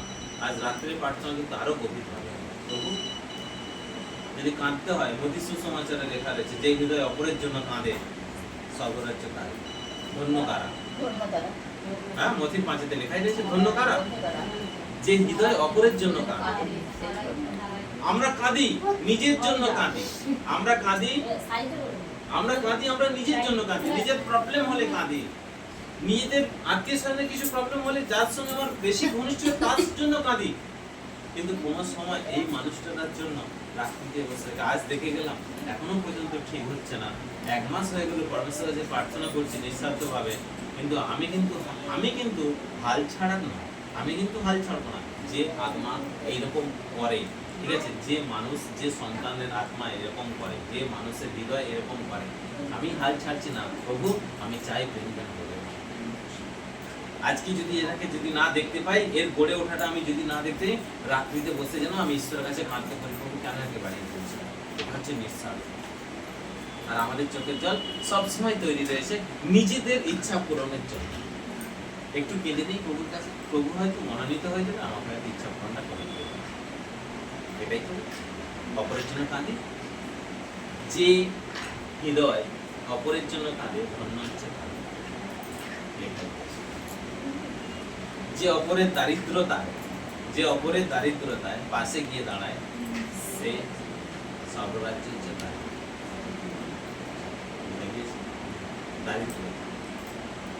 দারিদ্রতা মানে কি? গরিবী। কোন গরিবীর কথা বলছি? বাক্যের মধ্যে যদি আমাদের কমিয়ে ভক্তি থাকে, কোনদিন বলেছে বলে একসঙ্গে বসে তো আরাধনা করো, একসঙ্গে বসে তো প্রার্থনা করো, কিন্তু কোনদিন বলেছে তোমার কি প্রয়োজন বলেছো? কেন তুমি করছো না? প্রেম তোমার কি প্রয়োজন বলো না আমাকে। আমি চেষ্টা করবো, আমি জানি আমি অসম্ভব, কিন্তু তারপরে আমি চেষ্টা করবো। কিন্তু আমরা ভাবি কি ও যদি কিছু বলি, যদি কিছু বলে দেয়, তাই না? এরকমই ভাবি তো নাকি?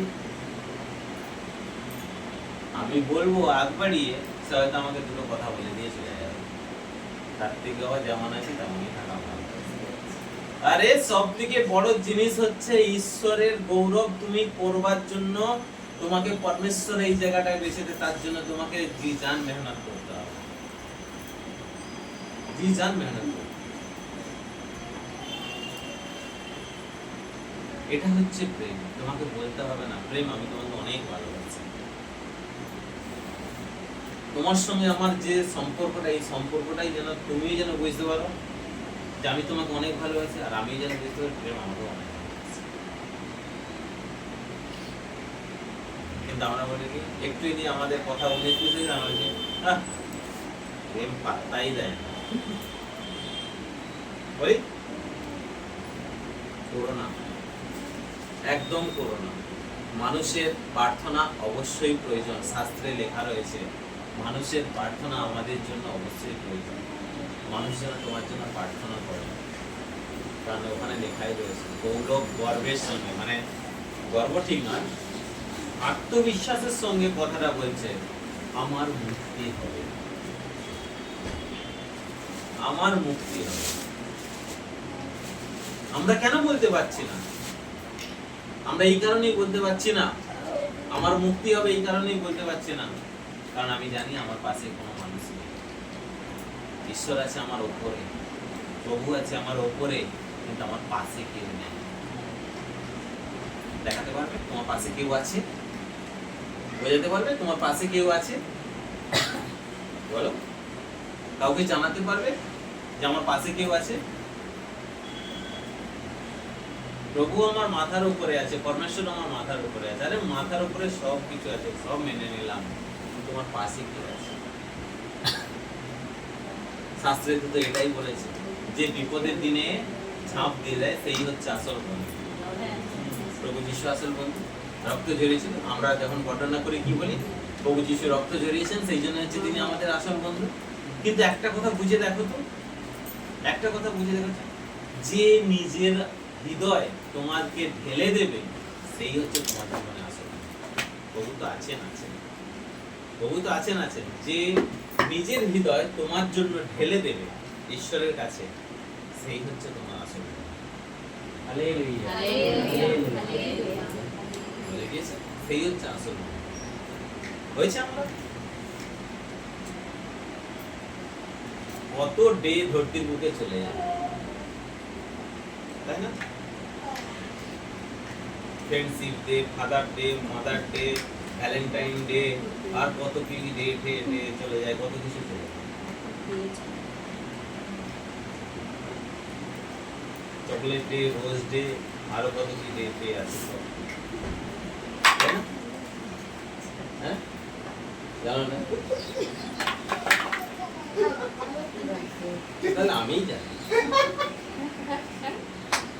তাহলে আমিই জানি। Hallelujah, hallelujah.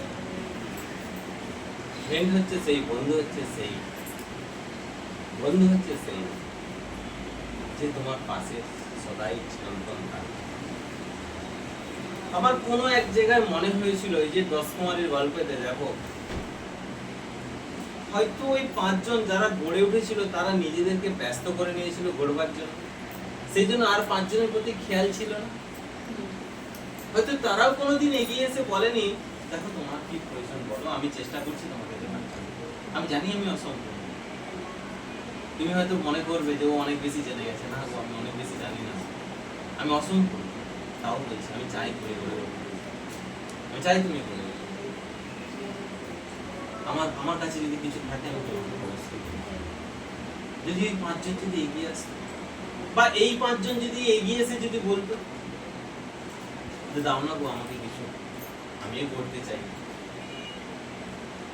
তাহলে নিশ্চিত মনে হয় 10-এ 10ই যেত। বেশি মানে 10-এ 10ই, কিন্তু আমাদের মধ্যে নেই। বাইবেল আছে, প্রার্থনা করি, পরমেশ্বর আছে, প্রভু আছে, हम किसी से परवाह नहीं करते, কোনো কিছুর প্রয়োজন নেই। পরমেশ্বর বলছে, ওহে অবুঝ বোকা, যাকে পাশে যার পাশে বসে তুমি আমার গীত গাও না, তাকে সব থেকে বেশি প্রয়োজন পড়বে আগামী দিনে।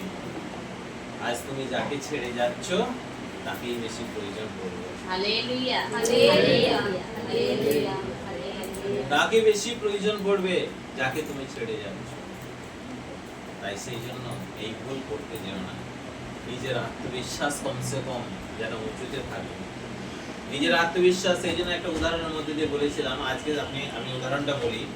উদাহরণটা হচ্ছে এটাই, মনে করো তুমি মাঝ সমুদ্রে পৌঁছে গিয়েছো, ঠিক আছে, একটা নৌকোতে মাঝ সমুদ্রে পৌঁছে গিয়েছো, নৌকোর হালটা তোমার হাতে আছে, ঠিক, আর অনেক মানুষজন আছে, হঠাৎ ঝড় উঠে গেল, কি করবে? মাঝ সমুদ্রে তুমি পৌঁছেছো নৌকোতে করে, হালটা তোমার হাতে আছে, আরো অনেক মানুষজন আছে, হঠাৎ ঝড় উঠে গেছে, তোমার প্রথম ভাবনা কি হবে?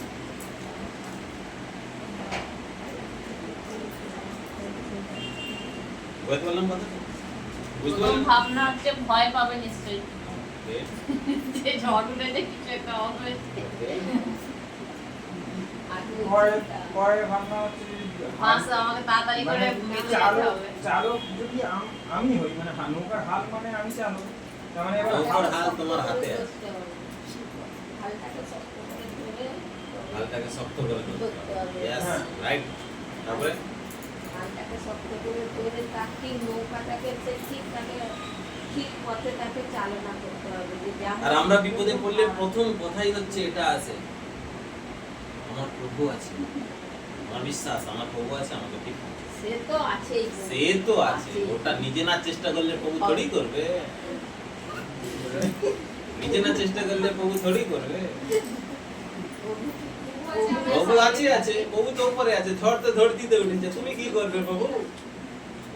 তাই না? একটা প্রভু আছে আমায় খাইয়ে দেবে, কিন্তু আমি নিজে কিছু রোজগার করবো না। বলো বলো বলো।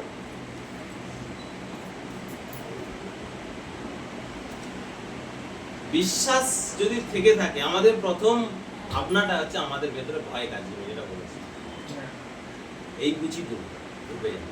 আমার নিজের জীবনের পরোয়া করছি, তখন আমার পরিবারের কথা মনে পড়ছি, আমি নিজেকে কোনো কন্ট্রোল করতে পারছি না, এই বুঝি চলে যাবে, এই বুঝি শেষ হয়ে যাবে সব কিছু। তারপরে তো মনের ভেতরে একটা মানে বিশ্বাস আসছে যে প্রভু আছে, সব ঠিক করে দেবে, প্রভু আছে, সব ঠিক করে দেবে। কিন্তু প্রভু আছে, সব ঠিক করে দেবে, তারপরে তো নিজের প্রচেষ্টাতে আমি সব কিছু করে যাচ্ছি, এইদিক ওইদিক সেদিক এইদিক ওইদিক সব কিছু প্রচেষ্টা করলাম, তাতে বিফল। কিন্তু চিন্তা করে দেখো তো, তুমি ঝড় থামাতে পারবে কি? না, তুমি ঝড় তোমার জীবনের প্রবলেম তুমি মেটাতে পারবে? না। পারবে না। তাহলে যিনি ঝড় থামাতে পারেন, তার উপরে যদি আমার বিশ্বাস থাকে, আর আমাদের যদি আত্মবিশ্বাস যদি আমি তুলতে পারি, আত্মবিশ্বাস যদি আমি তুলতে পারি, যে কোনো প্রবলেমে, যে কোনো সমস্যাতে যদি পড়ো, তাহলে এই কথাটা মনে রেখো, হৃদয়ে গেঁথে দেখো এই কথাটা। শুধু এইটুকু লাইন আমরা কি করি, হে প্রভু বাঁচাও, হে প্রভু বাঁচাও। এই শিষ্যরাও করেছিল না? হ্যাঁ, হ্যাঁ, শিষ্যরাও করেছিল, বাঁচাও বাঁচাও বাঁচাও বাঁচাও। সব রকমের প্রচেষ্টা করেছে, যে যার আরাধ্যকে ডাকিয়ে যাচ্ছে, সবকিছু করছে, কিন্তু তাতেও কোনো কিছু হচ্ছে না। বলছে, আরে ওর পাটাতনের নিচেতে কে ঘুমোচ্ছে, তাকে চিনতেও পারে, কে ঘুমোচ্ছে, ওকে ফেরে তোলো, ওকে বলো যে ও যেন ওর আরাধ্যাকে ডাকে। ওর আরাধ্যার মধ্য দিয়ে যদি আমরা নিস্তার পেয়ে যাই, যদি আমরা রেহাই পেয়ে যাই, তখন প্রভু উঠে এসে কি বলল, অল্প বিশ্বাস, অল্প বিশ্বাস। ওকে বিশ্বাস করো। মানে আমি যে তোমার সঙ্গে আছি, এটা তুমি চিনতে পারোনি, এটা তুমি বুঝতে পারোনি। সেই জন্য বলছে যে আমাদের আত্মবিশ্বাসের সঙ্গে যদি না আমরা আত্মবিশ্বাসকে না উপরে তুলি, আমরা ডুববই। যেমন বলছে, হালটা যখন ধরেছো, আমার বিশ্বাস, আমার প্রভু ঠিক আমাকে নির্দিষ্ট স্থানে পৌঁছে দেবে। Amen amen amen. মানে আমি আত্মবিশ্বাস নিয়ে বলছি কথাটা, বিশ্বাস তুললাম, আমার বিশ্বাস আছে প্রভু আমাকে ঠিক পৌঁছে দেবে। তারপর যে হাই পুঁজি কি হবে, ওই পুঁজি কি হবে, ওই পুঁজি এই হলো, ওই পুঁজি সেই হলো, হ্যাঁ ওটা নয়, ওটা নয়। আমার বিশ্বাস আমার প্রভু, আত্মবিশ্বাসের সঙ্গে আমার বিশ্বাস আমার প্রভু আমাকে নির্দিষ্ট স্থানে পৌঁছে দেবে। যে ঝড় থামাতে পারে তার উপরে তোমার বিশ্বাস আর তোমার আত্মবিশ্বাস যদি উপরে তুলতে পারো, তবেই কিন্তু এটা সম্ভব, তবেই এটা কিন্তু সম্ভব, নচেত কিন্তু অসম্ভব, নচেত অসম্ভব। জীবনে থাকা যে ঈশ্বরের আরাধনা করে, যে ঈশ্বরের আদর্শ মেনে চলে, আদর্শ মেনে চলে, তার জীবনে যদি সমস্যাও আসে না, সমস্যা কিন্তু এমনি চলে যাবে, অনেক আসানি সে চলে যাবে। আর একটু আগে যে কথাটা বললাম, সব থেকে বড় বিষয় হচ্ছে এটাই যে তুমি সারাটা দিন কাকে নিয়ে আনন্দিত থাকো। আর এটা সম্ভব তখনই হবে, একটা মানুষ তোমার জন্য প্রার্থনা তখনই করবে, খ্রিস্টের আত্মা তোমারকে সহযোগিতা তখনই করবে, যখন তুমি সদাই পরমেশ্বরকে নিয়ে আনন্দিত থাকবে, সব সময় পরমেশ্বরকে নিয়ে আনন্দ করবে, সব সময় চাই। আর ঈশ্বর মানুষের প্রার্থনা বিনা তুমি কোথাও যেতে পারবে না, কোথাও যেতে পারবে না। যেখানে শাস্ত্রের লিপিবদ্ধ হয়ে আছে, যেখানে কথা লেখা আছে মানুষের প্রার্থনা আর প্রভু যীশু খ্রিস্টের আত্মার দ্বারাই তোমার মুক্তি হবে। আজকে পৌল নিজের কনফিডেন্সের সঙ্গে, আত্মবিশ্বাসের সঙ্গে বলছে আমার মুক্তি হবে, আমার মুক্তি হবে। আর আমরা আমাদেরকে যদি জিজ্ঞাসা করা হয় কত দূর, কে জানে, ঈশ্বর জানে, আমি কি জানি না। তাহলে পৌল তো সে তো মানুষ, পাপ করেছিল, অন্যায় করেছিল, মণ্ডলীতে অত্যাচার করেছিল, সে কি করে তাহলে আত্মবিশ্বাসের সঙ্গে কথাটা বলছে বলো? যে পাপ করেছে, যে অন্যায় করেছে, মণ্ডলীতে অত্যাচার করেছে, মানুষের সঙ্গে খারাপ ব্যবহার করেছে, সে আত্মবিশ্বাসের সঙ্গে বলছে আমার মুক্তি হবে।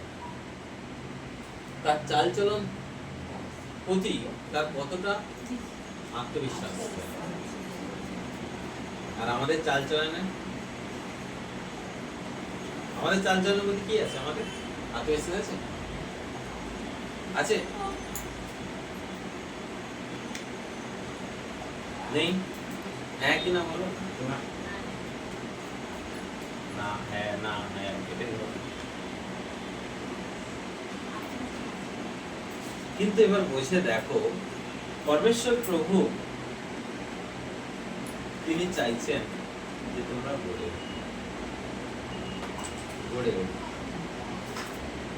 জীবনে কিচ্ছু রেখো না মনের ভেতরে। ওই যে বললাম না, আবর্জনা ডাব্বা মনের ভেতরে বানিও না। এই আবর্জনাতে তোমার নিজের শরীর, তোমার নিজের মন, তোমার নিজের চিন্তাধারা সব নোংরা হয়ে যাবে, সব নোংরা। আবর্জনা ডাব্বা থেকে নিজেকে সরাও, আবর্জনা ডাব্বা পরিষ্কার করো। নিজের হৃদয়কে আবর্জনা ডাব্বা বানিও না, ওই আবর্জনাতে তুমি নিজে আবর্জিত হয়ে যাবে, ঈশ্বরের রাজ্য থেকে বর্জিত হয়ে।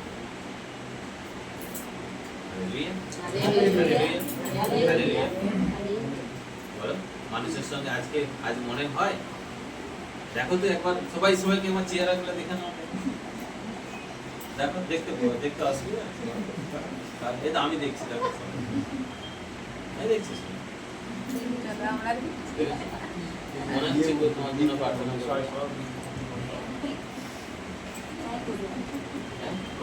কে করবে? সব মামি করবে, শর্মা করবে, কাকিমা করবে, মাসিমা করবে, প্রেম ছোট্ট আর কারোরই প্রতি কনফিডেন্স, কারণ এরাই আমার জন্য করবে, আর বাকি না, কারণ আমি তাদের সাথে যে বন্ধুত্বটা গড়ে তুলতে পারিনি, তাদের প্রতি কনফিডেন্স। এটাই বলছি যে কেন আমি একজনের থেকেও বঞ্চিত হতে চাই না। হ্যাঁ, ওটাই আমার দোষটা, আমি একজনের থেকে বঞ্চিত না। প্রেম করবে, ভালোবাসা করবে, মায়া করবে, অমুক করবে, তমুক করবে, এরাই কি শুধু করবে নাকি? হ্যাঁ?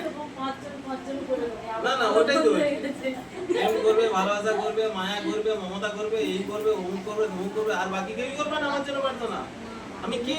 আমি কিভাবে নিজেকে গড়ে তুলছি যে আমি মানুষকে ভালোবাসতে পারলাম না, মানুষের সঙ্গে মিশতে পারলাম না, মানুষের অন্তরটাকে আমি মানে ছিনিয়ে নিতে পারলাম না। এ কেমন ভালোবাসা, এ কেমন প্রেম তোমাদের? শুধু ঈশ্বরকে ভালোবাসবে, কিচ্ছু পাবে না, এইটা বলে যাচ্ছি আমি, কিচ্ছু পাবে না। যেখানে শাস্ত্রেতে লিখে দিয়েছে, নবী ভবিষ্যদ্বক্তা প্রেরিতরা যেখানে বলে গিয়েছে যে মানুষের কদর, মানুষকে যদি কদর করতে পারো, মানুষের গুরুত্ব তোমার জীবনে বহু বহু। ঈশ্বর তো চাইছে, যদি ঈশ্বর চাইতো যে তুমি শুধু আমাকেই ভালোবাসো, ঈশ্বর যদি চাইতো তুমি শুধু আমাকেই ভালোবাসো, কোনো পরোয়া করছে না সেই সময়, কোনো অসুবিধা ছিল না সেই সময়।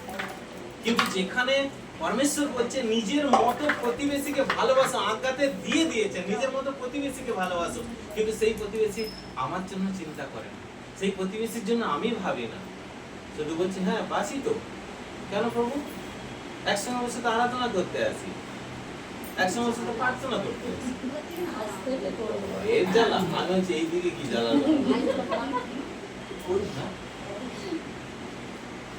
বুঝে দেখো, ভুল করো না, ভুল করো না। মানুষের ভালোবাসা থেকে বঞ্চিত হতে চেও না, মানুষের প্রার্থনা থেকে কোনো সময় বঞ্চিত হতে চেও না। জীবনে যদি অনেক কিছু নোকসান হয়ে যায়, মানুষকে যদি ভালোবাসতে পারো আর মানুষের প্রার্থনা যদি ঈশ্বরের কান পর্যন্ত যদি পৌঁছাতে পারে, কারণ তুমি একা প্রার্থনা করছো তোমার জন্য, ঠিক আছে? তুমি একা প্রার্থনা, যেখানে শাস্ত্রে বলে দিয়েছেন একের অধিক ব্যক্তি, দুজন বা তিনজন যদি একই বিষয়ে কথা বলে তাহলে সেটা সত্য বলে ঘোষিত হয়। তাহলে তুমি ঈশ্বরের কাছে একা প্রার্থনা করছো, তুমি ঈশ্বরের কাছে একা বলে প্রার্থনা করছো, তোমার জন্য একা প্রার্থনা করছো, কিন্তু যখন দুজন তিনজন তোমার জন্য প্রার্থনা করবে না, পরমেশ্বরের দৃষ্টি পড়বে কেন এর জন্য প্রার্থনা করছে, কেন 3 জন 4 জন 5 জন 10 জন মণ্ডলীর সবাই এর জন্য কেন প্রার্থনা করছে, কি প্রবলেম, আরো বেশি করে দৃষ্টি পড়বে, আরো বেশি করে এখানে এসে প্রকাশ করবে, বুঝে গিয়েছেন? সেই জন্য মানুষের প্রার্থনা থেকে কোনো সময় বঞ্চিত হতে যেও না, মানুষের প্রার্থনা থেকে কোনো সময়ের জন্য বঞ্চিত হতে যেও না।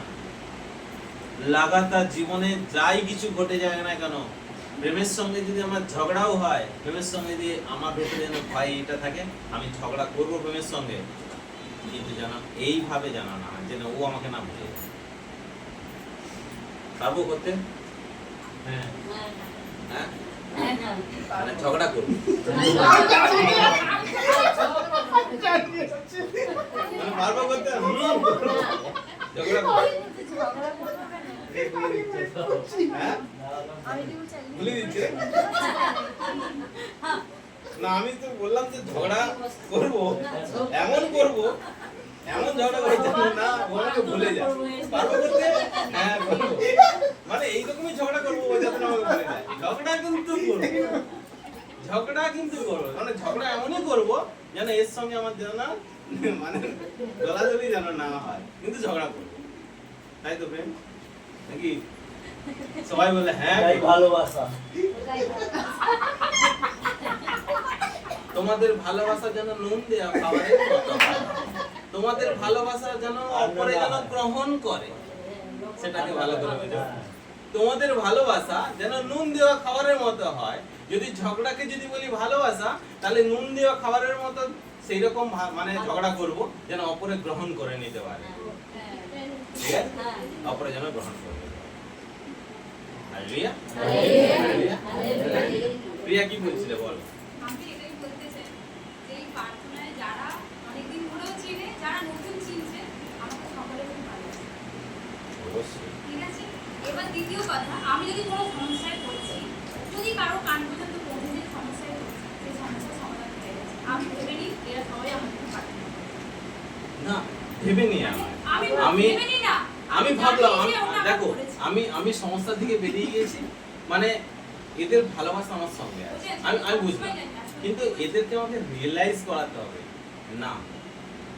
আমি বলছি তোমাদের ভালোবাসা আমার মধ্যে আছে, বা আমি জানি তোমরা আমার জন্য প্রার্থনা করছো, আদৌ হয়তো করি, আদৌ হয়তো করেন, কিন্তু না, আমি বলতে চাচ্ছি তোমার জন্য যেন প্রার্থনা করে, সত্যি করে তোমার জন্য যেন আলবাত যেন প্রার্থনা করে, কন্টিনিউ যেন তোমার জন্য প্রার্থনা জারি রাখে, এটা বলতে চাচ্ছি। এটা বলতে চাচ্ছি, এটা যেন অবশ্যই। আর জায়গাটা তৈরি হবে কি জানো? ওই 10 কুমারের মধ্যে। সেই জায়গাটা তৈরি হবে 10 কুমারের মধ্যে। সেটা হচ্ছে এটাই, প্রেম হওয়াই কিছু দাও। আমি আরো বলতে চাই, এই হাত ফেলানো কিন্তু আমাদের ইগো, সেন্টিমেন্ট, আমি ফেলাবো প্রেমের কাছে, আমার পরে আসছে। আমি ফেলাবো প্রেমের কাছে। হ্যাঁ, ওর রাস্তা, আমি আমার রাস্তা, মনে মনে করছি, আমার ভয় করে বলছি না, কিন্তু মনে মনে যায় না। আমি এই জন্যই 2 সপ্তাহ আগে বলেছিলাম, তোমার হৃদয়ে কেউ নেই তো যে ঘৃণার জায়গায় বসে আছে, যে ঘৃণার জায়গায় বসে আছে, কেউ নেই। ওই জন্যই আজকে এই কারণেই এই কথাটা বললাম, হৃদয় যদি তুমি মরুভূমি বানাতে পারো তবে তোমার হৃদয়ে পরমেশ্বর রাজ করবে। কারণ একজনই মরুভূমিতে সফল, তিনি হচ্ছে মূল। আর তোমার হৃদয়ে একজনই সফল হবে যদি তুমি তৈরি করতে পারো, সে হচ্ছে তোমার সৃষ্টিকর্তা পিতা পরমেশ্বর। তাহলে তোমার হৃদয় মরুভূমি বানাতে গেলে, তাহলে তোমার হৃদয় থেকে লোভ, লালসা, কামনা, বাসনা, হিংসা, বিদ্বেষ, দলাদলি সব ত্যাগ, পরিষ্কার। মানে পরমেশ্বরকে যেন তুমি আহ্বান দিতে পারো, প্রভু তুমি আজ আমার হৃদয়ে এসে দেখো, দেখো কেউ নেই। ঘৃণার জায়গায় তুমি আমার হৃদয়ে তুমি কাউকেই দেখতে পাবে না, এটা যেন আত্মবিশ্বাসের সঙ্গে বলতে হবে। এমনই জায়গা তৈরি করো, এমনই জায়গা। আমি পারবো প্রভু, তুমি দায়িত্ব দেবে প্রভু, আমি অবশ্যই পারবো, আমি নিভাতে পারবো প্রভু, অবশ্যই দায়িত্ব আমি নিভাতে। যে হৃদয় মরুভূমি, সেই হৃদয়ে তুমি রয়েছে। তা তুমি যে হৃদয়ে আছো, আমার ভয় কিসে? তুমি যদি আমার হৃদয়ে থাকো, আমার ভয় কিসে? আমি সব কিছু করতে পারবো, আমি প্রভু, আমি সব কিছু করতে পারবো।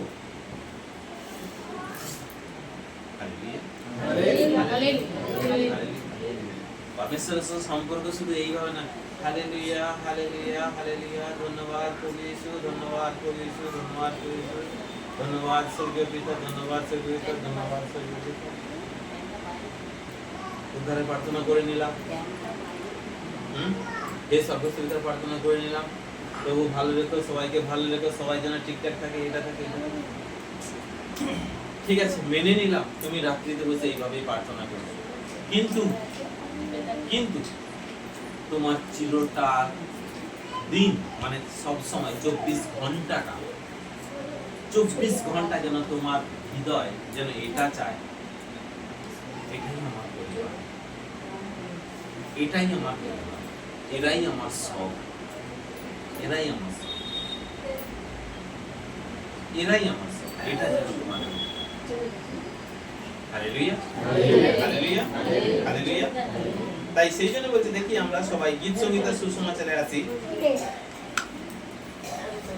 গীত সঙ্গীত আর সুসমাচার 39 অধ্যায় 695 পেজ।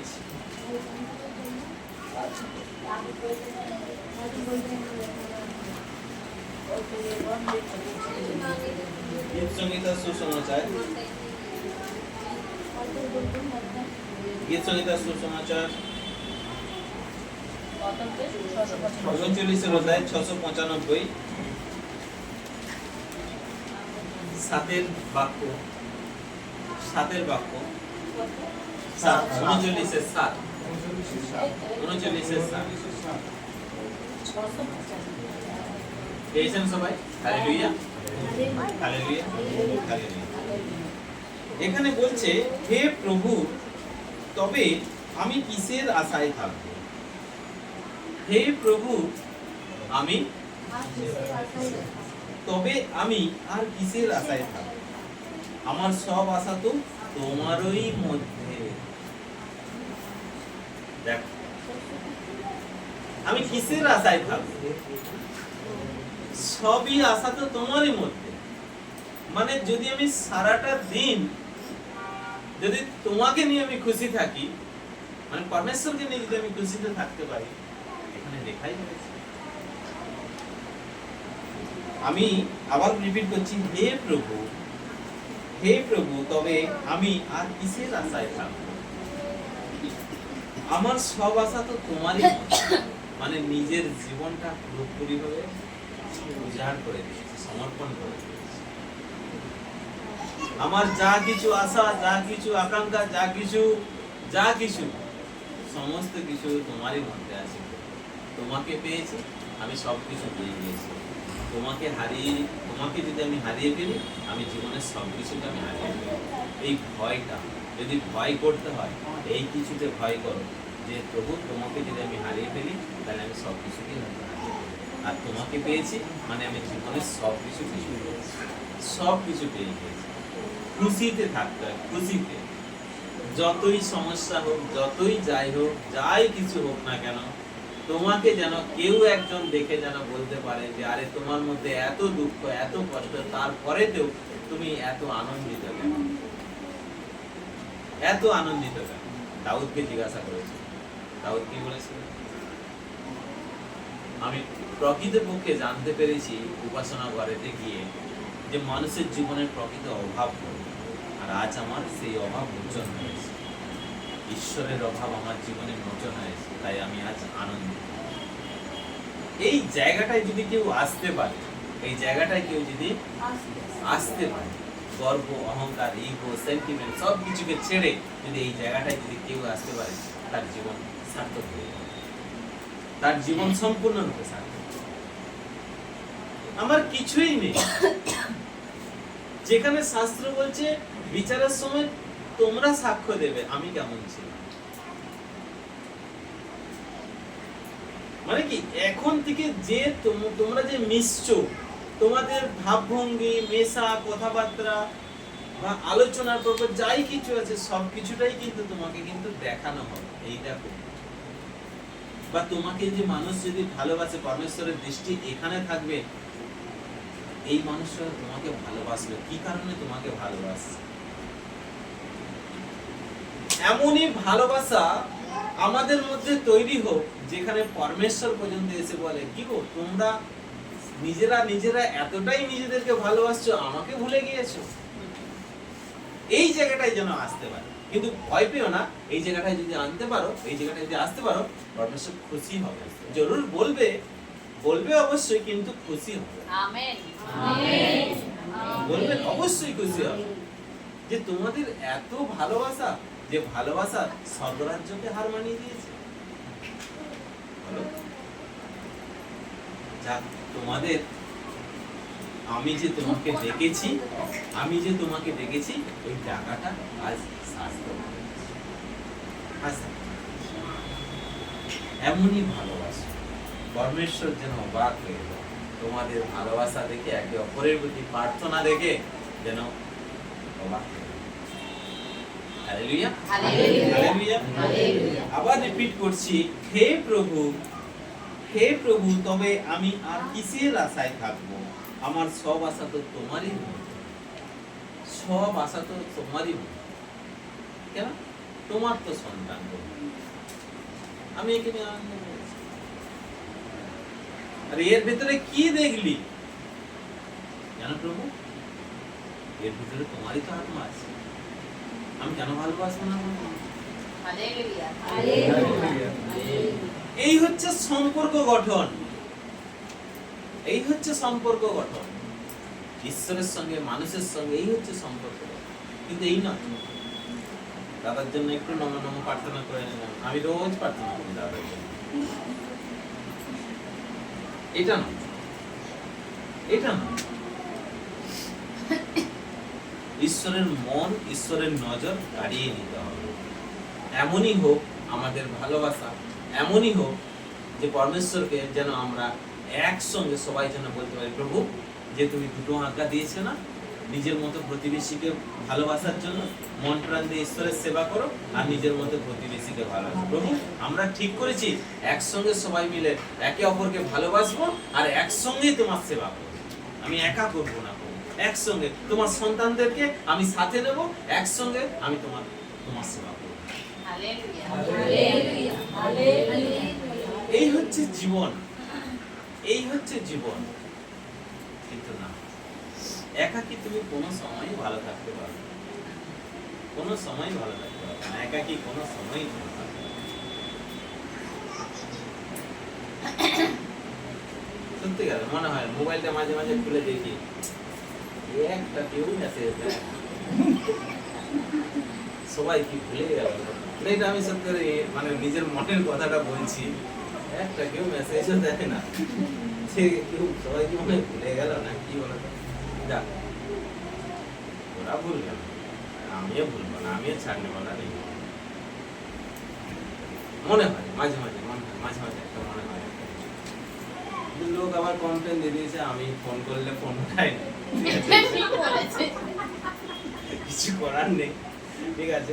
তবু শত কাজের মধ্যে থাকলেও আমার মনে পড়ে, আমার মন্ডলীর কথা মনে পড়ে। আমি মোবাইল খুলে দিই, কে দিল মেসেজ, কে করলো মেসেজ। সকালবেলা যেমন একজন মেসেজ করে পাঠিয়েছে যে দাদা হিন্দু প্রদেশের 2 অধ্যায়ের এই বাক্যটা আমাকে একটু বুঝিয়ে বলুন। বাহ, সুন্দর।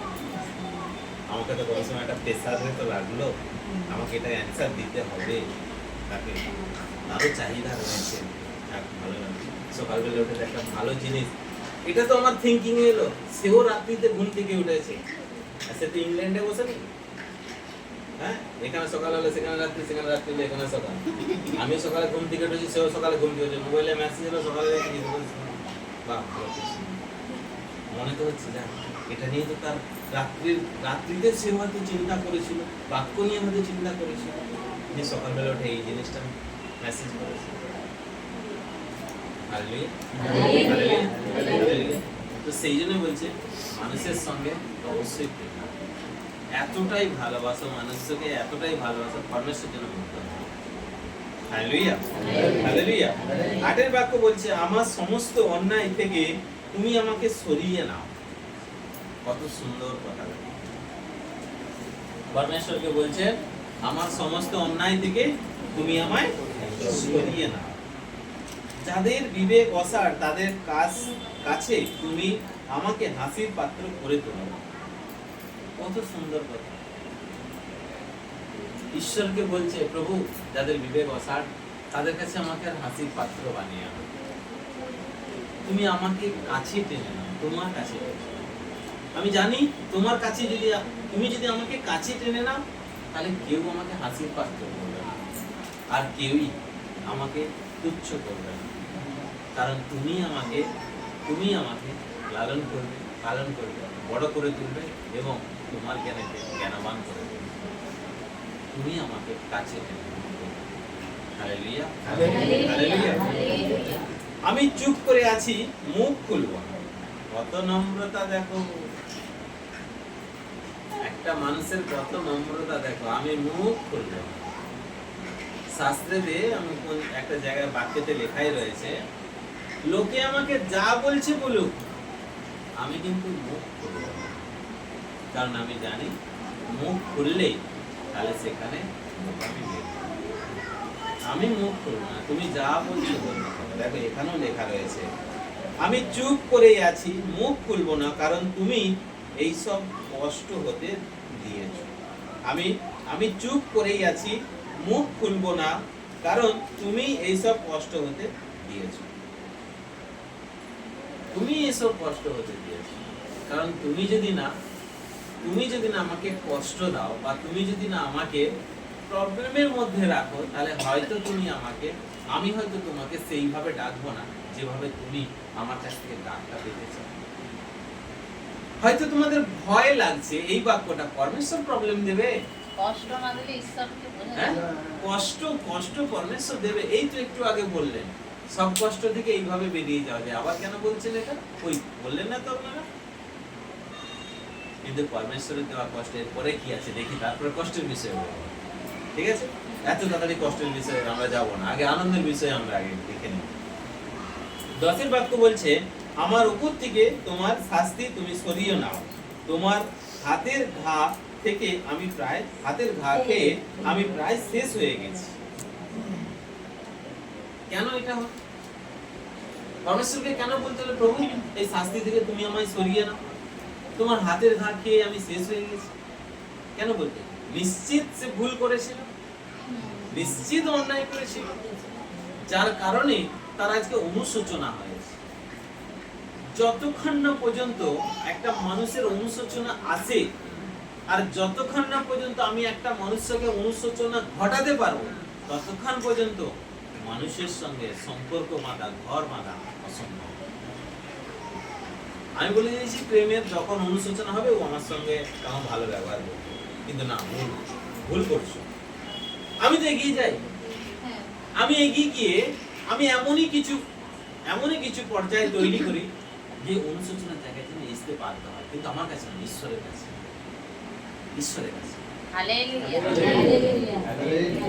তাই সেই জন্য ওই যে কষ্টের জায়গাটার কথা বলছি।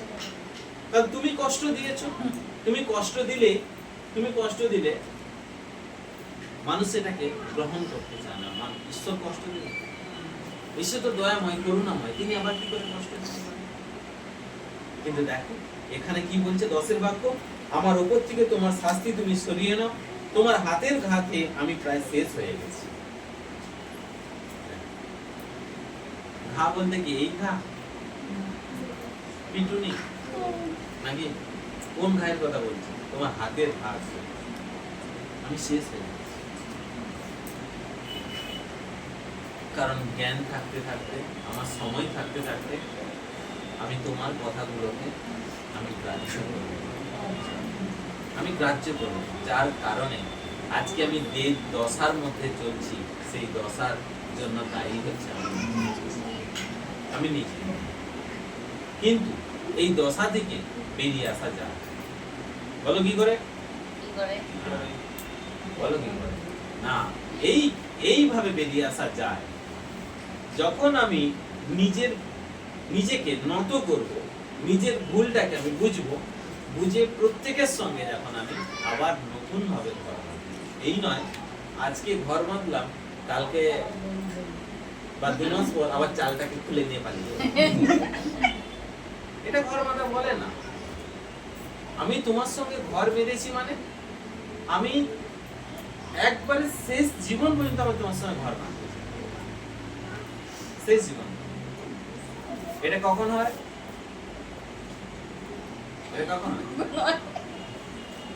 আমি তোমার সঙ্গে শেষ জীবন পর্যন্ত ঘর বাঁধতে চাই, কখন হয়?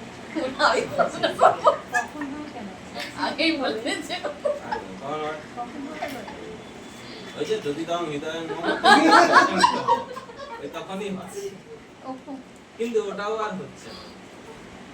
কিন্তু ঈশ্বরের সত্য বাক্য বলছে জ্ঞান এমনই একটা জিনিস যে জ্ঞানের মধ্য দিয়ে তুমি প্রত্যেকটা মানুষের সঙ্গে এটা রাখতে পারো যে আমি তোমাকে ছেড়ে কখনো যাব না। কারণ পরমেশ্বর পিতা এটাই বলে দিয়েছে, দৃশ্যমান মানুষকে তুমি ভালোবাসতে পারছো না, অদৃশ্যমান ঈশ্বরকে তুমি কি করে ভালোবাসো? তাহলে দৃশ্যমান মানুষের সঙ্গে আমি ঘর বাঁধতে পারছি না, তোমাকে আমি দেখতে পাচ্ছি না। প্রভু, আমি তোমার মধ্য দিয়ে, আমি তোমার এই সন্তানের মধ্যে দিয়ে আমি তোমাকে দেখেছি, পারবো? আমেন। হ্যাঁ, পারবো না? পারবো না? কি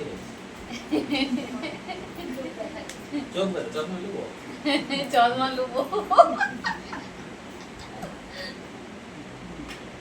চোখ বন্ধ করে বাক্য শোনো, চোখ বন্ধ করে বাক্য শোনো। Hallelujah, hallelujah. পারবো নাকি আমরা? বলো। হ্যাঁ পারবো। কবে থেকে পারবো? এখন থেকে, আজ থেকে নাকি? অবশ্যই না 10-15 বছর পর না থেকে না, শুরু হবে? এখন থেকে যদি না শুরু করতে পারো তো সব চলে যাবে, সব চলে যাবে, কিচ্ছু থাকবে না। এখন থেকে করতে হবে। Hallelujah, hallelujah. 11তে বলছে পাপের জন্য তুমি যখন মানুষকে কঠিন কথায় শাসন করো, পাপের জন্য দেখো কতটা পরমেশ্বর দয়াময়। যদি পরমেশ্বর যদি হাত ওঠানো থাকতো না, পাপ করেছো, ভুল করেছো, হয়ে যেত, সবকিছুই হয়ে যেত। প্রথমে বলেই দিয়েছে কথাই তোমাকে শাসন করছে, কথার মধ্যে। কিন্তু কথার মধ্যে দিয়ে শাসন যখন বাগে আসে না, তাই না, তারপরে তো শুরু হয় আসল কাজ।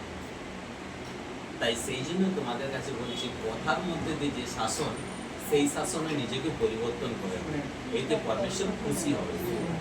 পরমেশ্বর চায় না তোমার উপরে কঠোর শাস্তি নিয়ে আসে, কিন্তু কথার মধ্যে দিয়ে যে শাসন, সেই শাসনকে যদি তুমি মেনে নাও, তুমি জীবনের পরিবর্তন obviously। পাপের জন্য তুমি যখন মানুষকে কঠিন কথায় শাসন করো, তখন পোকামাকড়ের মতো করে তাদের সৌন্দর্য তুমি নষ্ট করে দাও।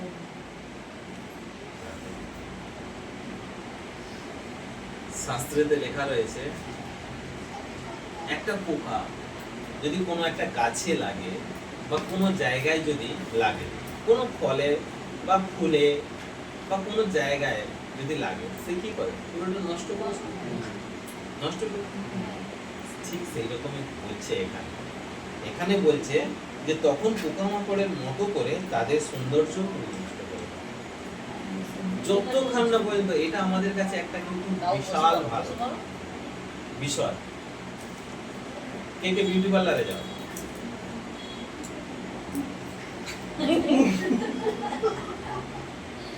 দেখো এখানে পার্লার খোলা আছে, দেখো দেখো এখানে কি কথা বলছে, দেখো আমি বলছি না, লেখা রয়েছে, আমি আবার রিপিট করছি।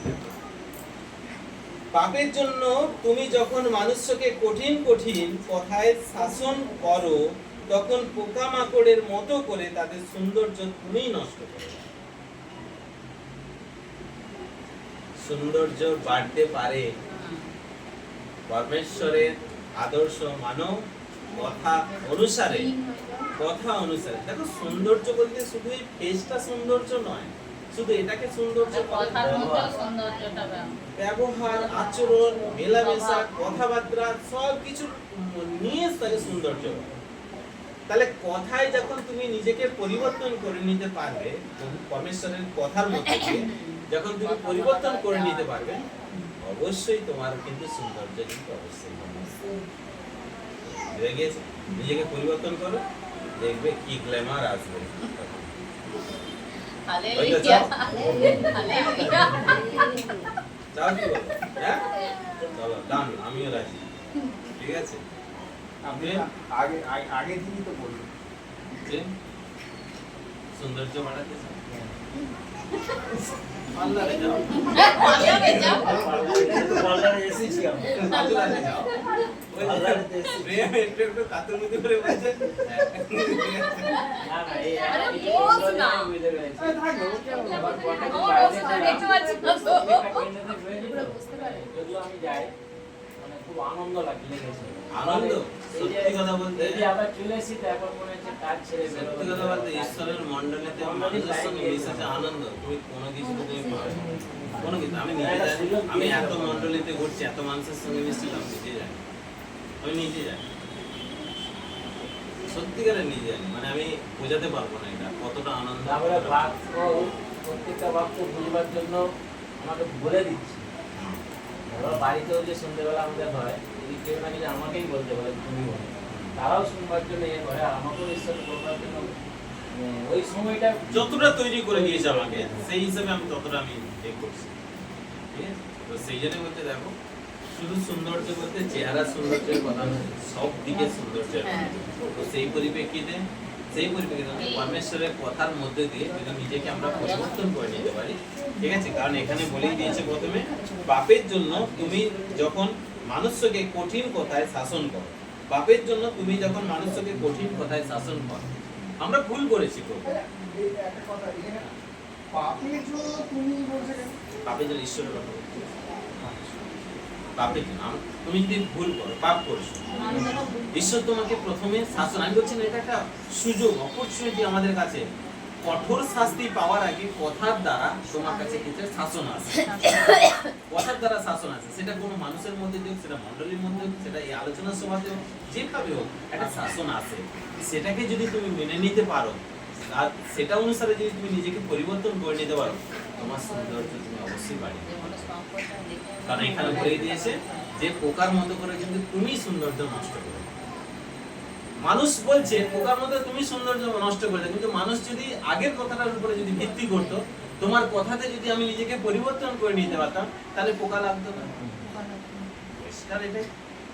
Hallelujah, hallelujah, hallelujah, hallelujah. Hallelujah.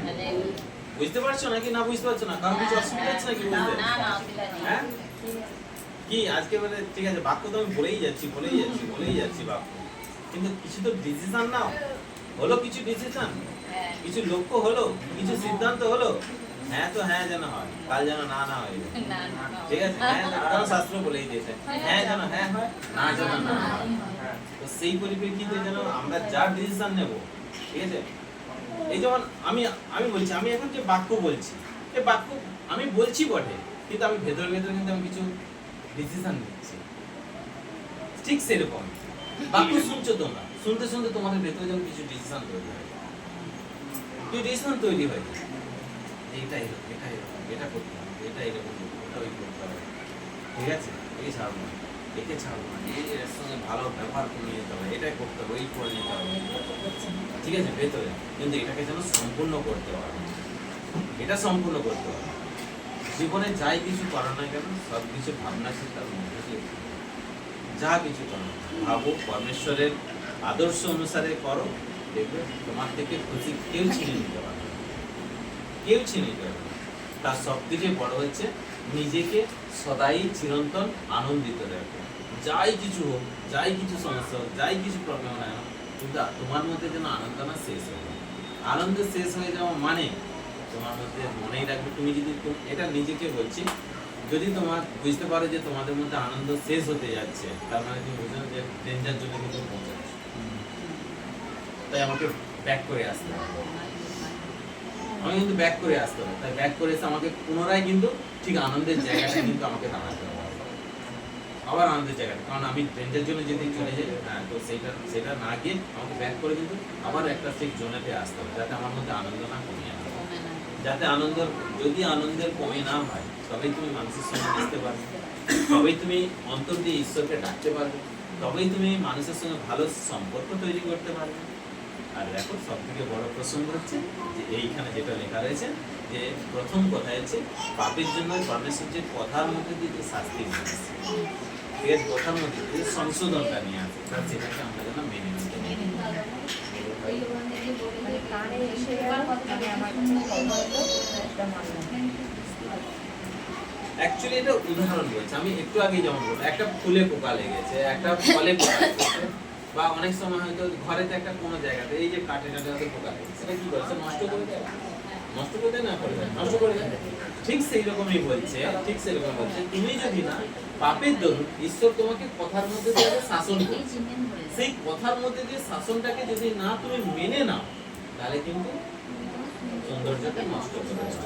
যখন সৌন্দর্যকে নষ্ট হয়ে যায়, তোমার কি, যখন তুমি নিজেকে পরিবর্তন করতে পারো না, সংশোধন করতে পারো না, তোমার কথাটা এর কাছে খারাপ লাগতে পারে, এর কথাটা এনার কাছে খারাপ লাগতে পারে, এনার কাছে খারাপ লাগতে পারে, এবার তোমার ব্যবহারটা খারাপ লাগতে পারে, তোমার আচরণটা খারাপ লাগতে পারে, সব কিছু।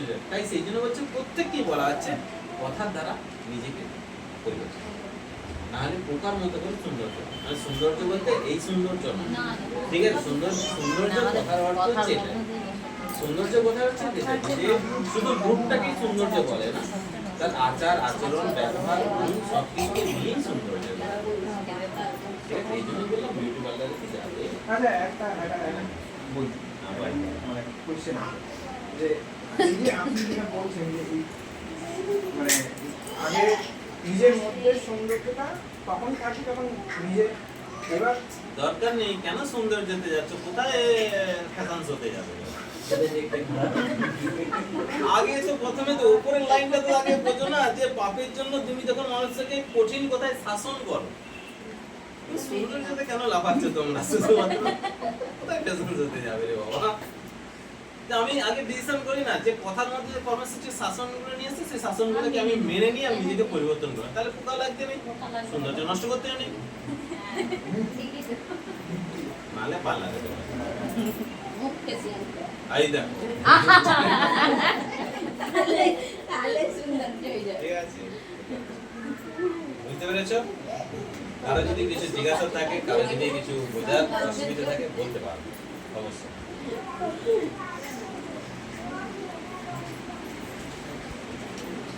বলো, কারো যদি কিছু জিজ্ঞাসা থাকে